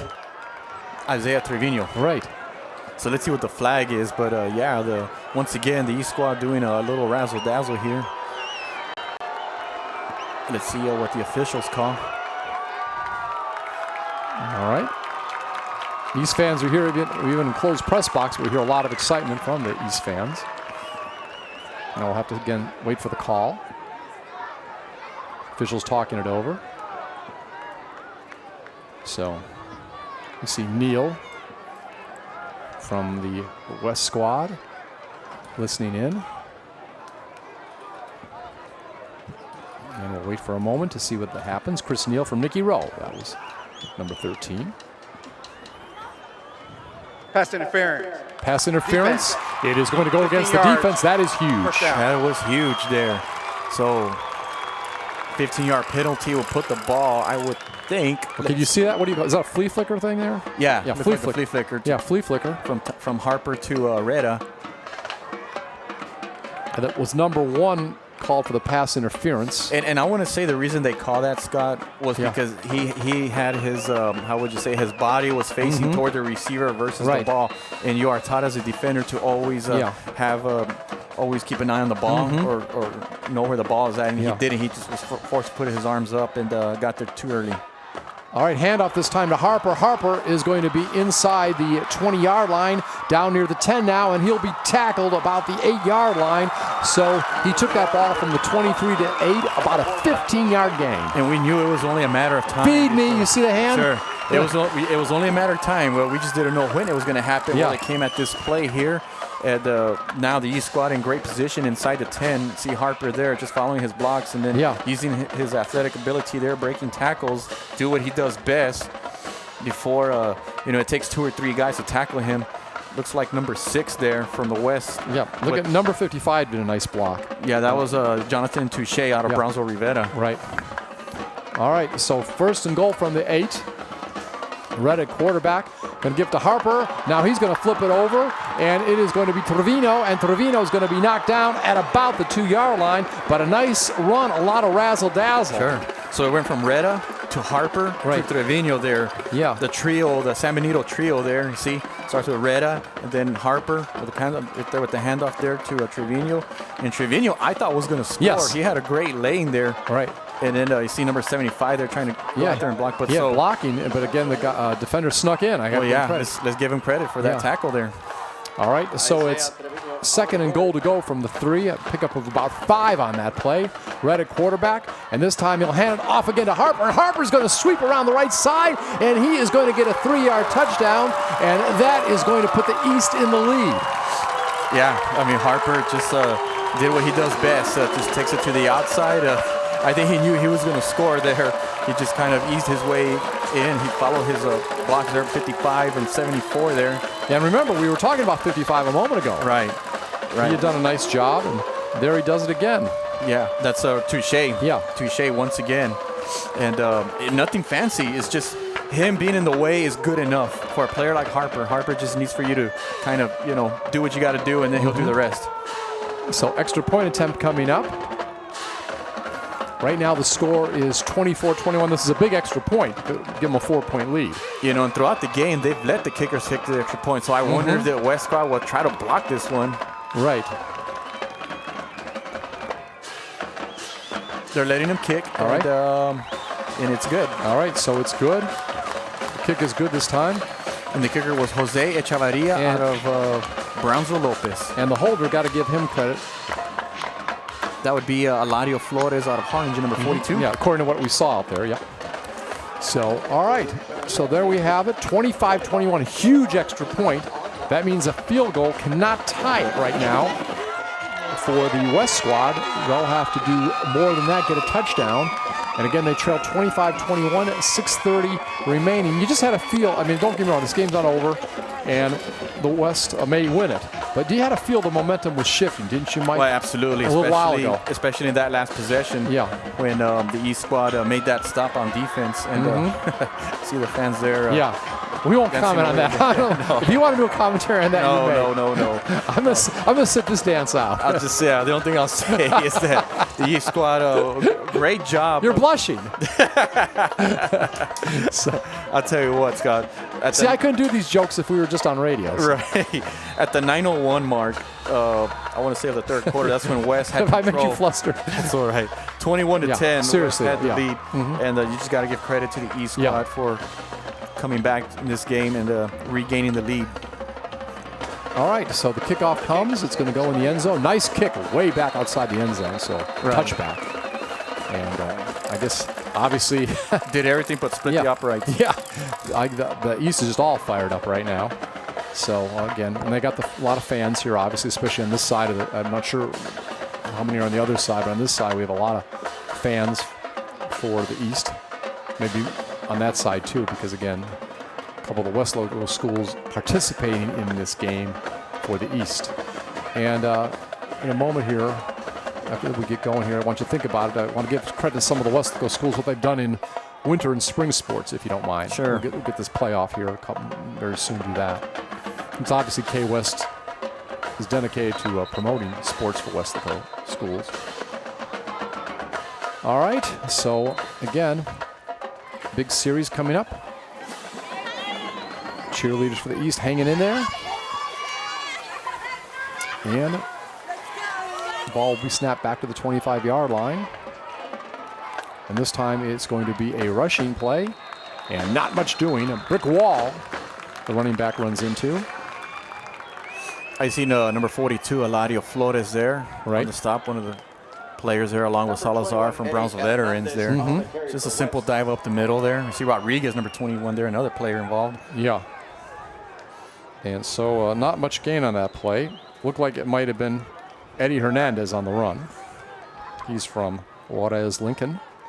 So it'll be 2nd down and 10 after no gain. And a fumble. Actually, it was supposed to go back to the quarterback, but the running back wound up with it and got to the 30 on a broken play. Did you see that? I sure did. I mean, I thought that was supposed to go to the quarterback. Again, it looked like it was planned that way, but it wasn't. Acosta got it. I'm sure that's not how they drew it up. It's kind of a cool-looking play. Yeah. But it wasn't meant to be that way. And it turned out to be a positive play, actually. Yes. Jesus Acosta of Valley View. Yeah. And he's going to pick up 5 on that play, make it 3rd down and 5. Sanchez, by the way, at quarterback right now. Jesus Sanchez of Nicky Rowe. Got Acosta in the backfield. Guzman in motion. And this time it's going to be a pass play. And I believe helmets go flying off. Is it complete? Yes, it looks like they're calling it a complete. Okay. So the ball is going to be, it will be a 1st down, 1st and 10 at the 30. I believe at least actually going to put the 41. I believe the ball was at the 30, so pick up of about 11. So nice play there by Sanchez.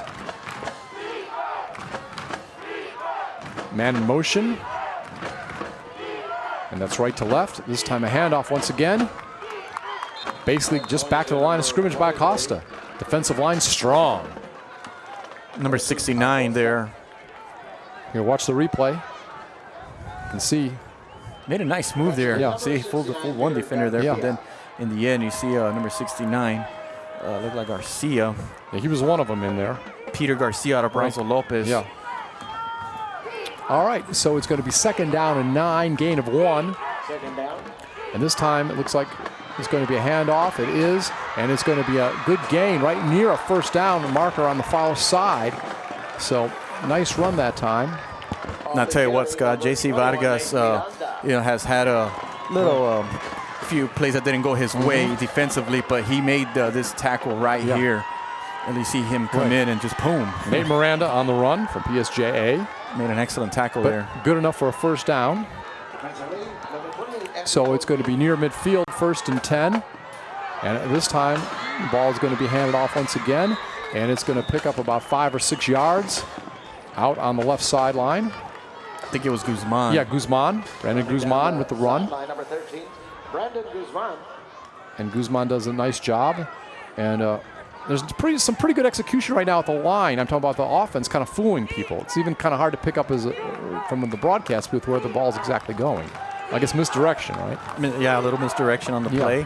I wonder if it's going to set up for this kind of 2nd down and 4, and this time it's fumbled, and the quarterback's just going to try to throw it away. He picked it up and just wanted to throw it away so he wouldn't have a big loss. Sure. Smart heads-up play. That was a smart heads-up play right there. Yeah. We were talking about that Here we earlier in go. the Watch game. that. It went between his legs. He just lost it. He's lucky he got it back, to be quite honest. Yeah, it was. He got lucky that it rolled off his foot Yeah. there, bounced his way, was able to pick it up and just throw it away. Yeah.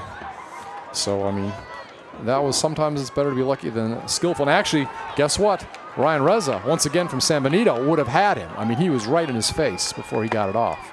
3rd down and 4, ball at the 43-yard line. clock down to 3:51. East over the West, 25-21.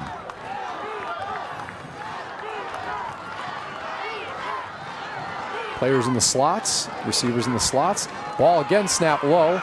Quarterback will keep it, and he is only going to get 3 or 4 yards. And he's going to get up to about the 43-yard line, and that is going to be all. He's going to still be short of the first down. And clock running. Both teams have their full complement of timeouts. No, actually, the East only has 2 timeouts left. I see 49 there, 48, I beg your pardon. Then we see Brian Smith out of Mercedes come in. About 3 or 4 defenders there to make the play. And it's a big 4th down now. Probably the biggest play of the game, would you say, Scott? Yes, no doubt. Motion. Guzman gets the ball as he goes in motion, right to left, but he is fouled. Great lateral pursuit, may even lost a yard. That's been their bread and butter play throughout the night and throughout the drive, Scott, but number 33 there was the first guy there.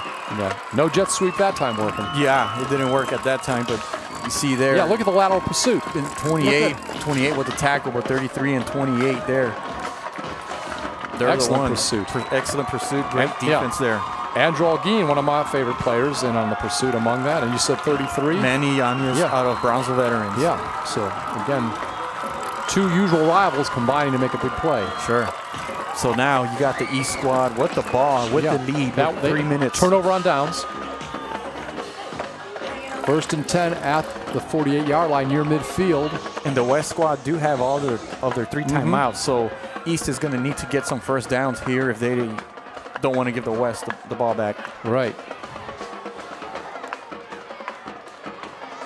And again, ball is given to the quarterback, and he is going to get down near the 40-yard line. Actually, was that a direct snap? I'll double check. Vasquez had it. And Gasturo Vasquez from Brownsville Veterans. He was the quarterback. Yeah, he was the quarterback. Yeah, because you said he was a quarterback, right. So he was actually playing the quarterback and position. does what he does best, which is just run with the ball right up the middle. But I think that's his first direct snap tonight to him, I believe. Yeah. He's running with the ball, but that was the first direct snap to him. And he showed us how he got 1,600 yards in 2017. So he got about 12 yards on that play. 1st and 10. Ball in West territory at the 40. And this time, again, snap to quarterback. And again, it's Vasquez, and he's going to get down near maybe the 36-yard line, pick up a 4, and it's running the clock. And Daniel Villarreal out of La Jolla with a thunderous hit right here. And you see number 5 there also with the tackle. But Vasquez just running up the gut there. All right, approaching 2 minutes remaining. Again, as you mentioned, full complement of timeouts for the West as they trail by 4. 2nd down and 6 after that 4-yard gain.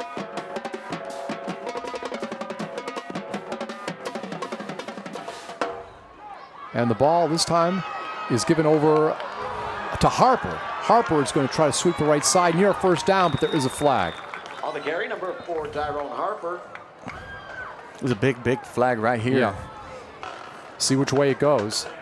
Could decide the game, possibly. Yeah, possibly, because if it's against the West, that'll be a 1st down for the East. 10 yards, 2nd down. Is there any streaks right now that you can remember, like who won last year, or one team dominated in recent years? Do you know off the top of your head? I sure don't. Yeah, just curious. I know it was pretty even.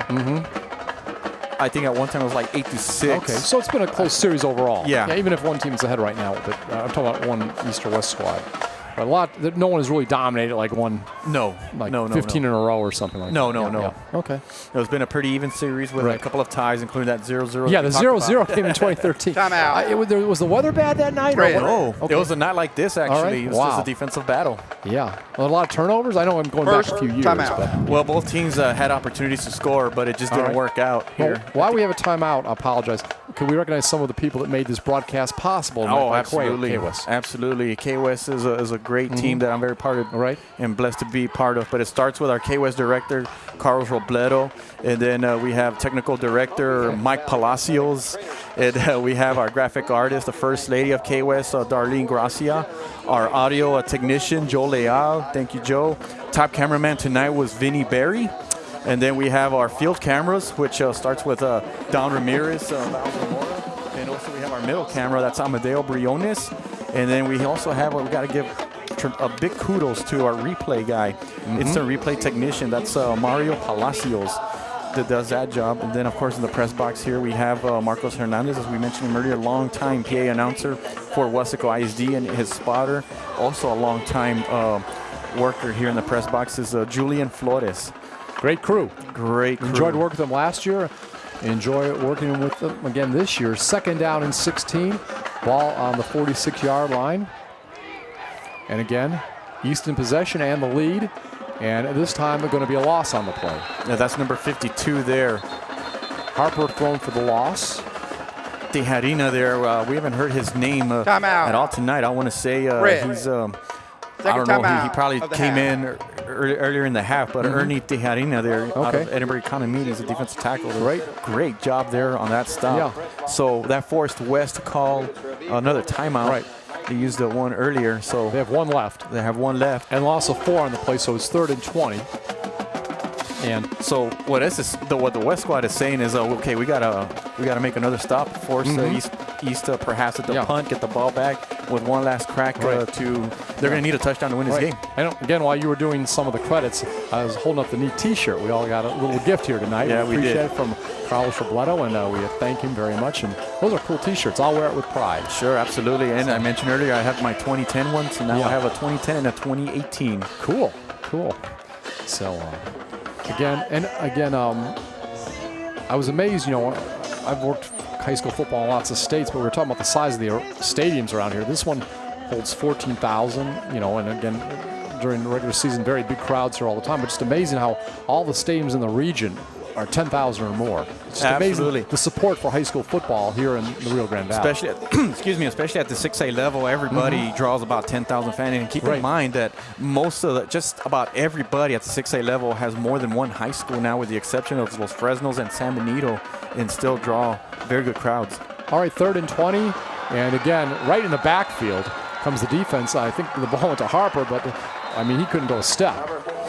And the defense has never given up. Right. But let's give credit. Let's watch this. Look at the ball's handed off to Harper from Vasquez, and right immediately the defender's in there. Yeah, Derek Solis out of Gruya with a big-time tackle there. So 4th down, and the clock did stop, so that means the West squad called its last timeout. I gotta love this. They're motivated. This is an all-star game. It's been a hot day. Final They've been timeout. practicing all weekend. By the way, reading some of the articles in the newspaper, the players talk about how neat it is to make friendships and get to know other players. So it's been a real good experience for everybody involved. Yeah, absolutely. For the most part, I think some of these players are already acquainted with each other, perhaps going up against each other. But this is the time where, maybe they become a little bit closer. Yeah. They kind of have that camaraderie a little bit. Right. And then even at the opposite side, because you have players from as far as Port Isabel to Roma going up against one another here. And it's just fun to see. Well, we'll try to get this as we can. I know we mentioned this. What about some of the other Wesco teams in the winter and spring sports? They've done real well, haven't they? Oh, yes. Both schools. Well, from Wesco High, the girls basketball team didn't win a district championship this year. However, they did win a playoff game, had success there. And then the softball team won a playoff game. And then the boys basketball team went to the playoffs again, as we see a punt here. Yeah, keep going. The baseball team made the playoffs again. We almost have a fumble here. The Wesco East Wildcats also did pretty well. The softball team made the playoffs. And then going back to Wesco High, they had a relay team that went to state. And then they had a long jumper, Arndt, that qualified for state. Tremendous job there. And so, very, very proud of all these athletes. Hopefully I didn't miss anybody. And if I did, I apologize. We're doing the best we can. We're doing the best we can. And I'm kind of putting him on the spot here. Mike does a great job here, and he's ad-libbing all this. So please, no cards and letters complaining. Sure. Yeah. But overall, Wesco ISD had another healthy, athletic season. And I see all the good academics and people signing, going places. On social media, I'm a friend of a lot of the the school system. And we got to mention, since we are covering a football game, the Wesco East Wildcats, another trip to the 3rd round of the playoffs, and played very well in that game. So kudos to the football team and the coaching staff as well. All right, 1st and 10, ball at the 21 after the punt. And we see Nate Garcia in at quarterback. And everybody's lined up wide. He's got the ball, and he is going to scramble around. He's got the time and tries to throw a short pass of only a few yards, and it's incomplete. But again, good coverage downfield because they knew there's going to be everybody running around and trying to get things going. And what's happening is the East squad is playing with more defensive backs. And you see ones here standing at the 37, 38-yard line. So they're not giving up the home run ball here. So Garcia was trying to look downfield, but there's just absolutely nowhere to throw except here in the flat, but it was incomplete. Blake Klein, the intended receiver from Sherryland. So it is going to be 2nd down and 10. Again, the ball at the 21-yard line. 1:12 remaining. No timeouts left for the team that's trailing 25-21. 2 timeouts left for the East squad. And again, receivers spread all over the field. Garcia will try to get it off at the last second, try to get it down to the 30-yard line. But his pass was incomplete to his intended receiver from PSJ, Nate Sanchez. Yeah, at that time, the West squad was just trying to maybe get some yardage there, 10, 15 yards, because of the way the East squad is playing. They're playing far back. They're giving everything underneath, but they're not going to give up the home run ball here. So with no timeouts, as you mentioned, only 1 minute left, that's a great strategy for the East squad. I guess it's appropriate since it's baseball season. We at least made one baseball reference, right? Sure. No home run ball. No home run. No home run allowed. Right. So, Nate Cat, I do like that. Would you like to see more players do that on their uniforms in an exhibition? It's kind of fun to see that. It's fun, but then it'll make our job harder to recognize it. All right, complete pass down to the 40 to number 14 on that play. And that was a nice job getting the ball ahead. Yeah, J.C. Vargas with the stop there, but the clock does stop only to move the chains, and then they'll run it again. And I believe that was Hector Ramirez of Nicky Rowe. Got the ball. 14 stop by number 1, J.C. Vargas. Hard to tell for sure, trying to see, but we do know it was 14. All right. And I think we had a sack in this last play here, so that means the clock keeps going. We're down to 35 seconds here. So trying to snap the ball very quickly. And going to clock it, down the ball, get a little time to talk, try to get things worked out. And there was a late hit by one of the players on the West squad. Got a little frustration, knocked down a player, so I think there's going to be a personal foul. Yeah, it's a big penalty because the West team was kind of, their backs were against the wall here with 27 seconds left. They would have had a 3rd down and 10, but now they may get a free penalty here, and we'll see who would actually call it on. Unsportsmanlike conduct. Red, 15-yard, 3rd down. What it was after the play. We won't go into the player's name. It doesn't matter. But what it was calling it on the West. Okay, the West. Yeah. So I said the East. I meant to say the West. One of the players in the Red squad, West, had showed some frustration and knocked down an East player. If I didn't say that correctly, so they're marking the ball at the 20, and you see J.C. Vargas stand at about the 47-yard line as the deep safety there. So good luck, West. Right. Trying to. And he was injured for a while last year, right? He came back from injuries. Yes. It was amazing. A lot of people thought he was going to be out for the year, I think, at one point. Right. He Roy Pedraza suffered a second time out of the half. What a sad year. Almost had 2,000 in his junior year rushing for Westlaco East. And then well on his way. I think he had 600 or 700 early in the season. And then JC gets hurt, I think the game after that against San Benito, then came back in the playoffs. He probably wasn't 100% and yet still contributed and helped the Wildcats get into that 3rd round. Big time wins over PSJA Bears, who had an outstanding year, had to do it on the road, and then they went to Laredo and played Laredo Alexander, and another road game, got a big time victory there. And I'll tell you, it was a big fun for me. Westlaco East went up to the Alamo Dome, and we got to broadcast in the big booth where ESPN does the bowl game every year. Yes. The Valaro Bowl. Yes. And they played Cibolo Steel. Cibolo Steel, and that's just such a big school. Yeah.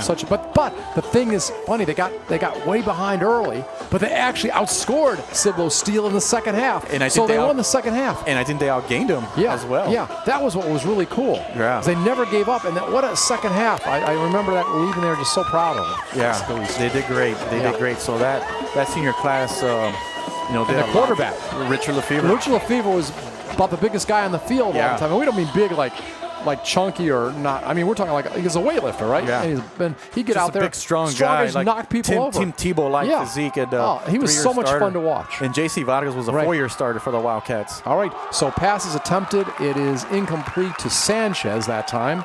Nate Sanchez, the intended receiver. And we are down to 22 seconds and it is going to be 4th and 10. You can see the pass attempted, and he was hit right away. A nice defensive effort that time, I believe, by Matthew Garcia, it looked like, from Hannah. So let's see if we see some razzle-dazzle here Yeah. with 30 yards needed to go. Well, 3 receivers on the left, 2 on the right. So this time our quarterback thinks he's just going to keep it. He's going to run pretty far. He's going to get over the 40, but he's not going to get the first down, I don't think. He's going to get down to about the 41-yard line, so he gained about 21 yards on that run. And now a little getting rough down there. We don't need this. Temper's flaring a little bit. Not to end the game. As No, you see no, the no, coach no, is no, trying no. to get in there and break this Yeah, up. I mean, it's an emotional game, and the players played hard, but we don't need to see this late. Garcia did give a great effort there. Yeah. Fell about 10 yards shy. But I'm proud of the coaches and the staff getting out there, and cooler heads prevailed. So we're down to 8 seconds. And again, looks like the East is going to win this game. And didn't the winning team have about 24 points last year, I believe? So somewhere around there, yeah. So it wasn't near as close, but right. Yeah, the game kind of panned out the way we thought Right. it would. Both teams did a great job. Yeah. It was a great start. Both teams scoring in their first drives. right. And I guess they decided just take and that was a smart move. The officials decided to say take the seconds off the clock. Sure. It's an exhibition game. And all these guys will shake hands in a minute, so that part is going to be good. So again, the final score in the 22nd annual Rio Grande Valley Coaches Association East-West All-Star Game is the East coming from behind to defeat the West 25-21. As you can see, everybody's shaking hands, so that was just a momentary burst of energy, I'll call it, between the teams. Last play of the year. And just real quick, I know we won't run all the scoring, but some things that stick out in your mind scoring-wise. There's been a lot of. I know Ledesma did a real good job tonight. Sure. The I mean, Tyrone Harper scored twice for the East squad. Scored the go-ahead touchdown for the East squad, and then Brandon Guzman with a pair of touchdowns for the West. We had a field goal. Jose Echeverria kicking a 25, 26-yard field goal to put the West squad ahead, and then we had a Marco Bella from Hidalgo with a touchdown reception, and then Brandon Guzman putting the West squad ahead 21-10 in the third quarter. And then we got to mention the connection of Mark Ledesma to his brother Matthew on that 2-point conversion, which was a big play. And so, it was a fun night, Scott. It was a great night. And that kind of put it out of reach because that made it a 4-point lead instead of a 3-point lead, that 2-point conversion. So, Mike Gonzalez, I enjoyed working with you tonight. Look forward to having you do the pregame and postgame show with Carlos Robledo during the regular season. And again, maybe we can do this next year, the preseason. Absolutely. Or not preseason, but it was a great night. All-Star game. Absolutely. Had a blast. All right, so we appreciate the K-West crew. Once again, we have a final score of 25-21. And again, for Mike Gonzalez, I'm Scott Harrison. So long from Bobby Lackey Stadium here in Weslaco, Texas. Again, it was the East defeating the West 25-21. Goodbye, everybody.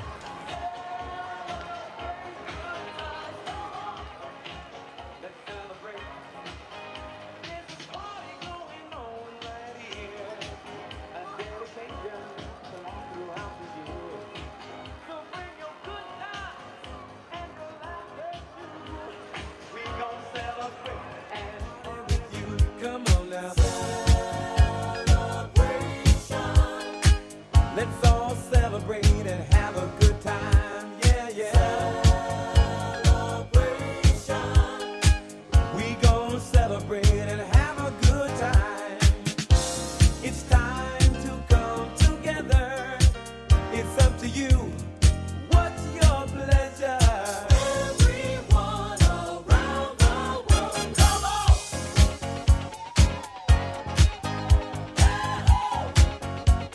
It's a celebration.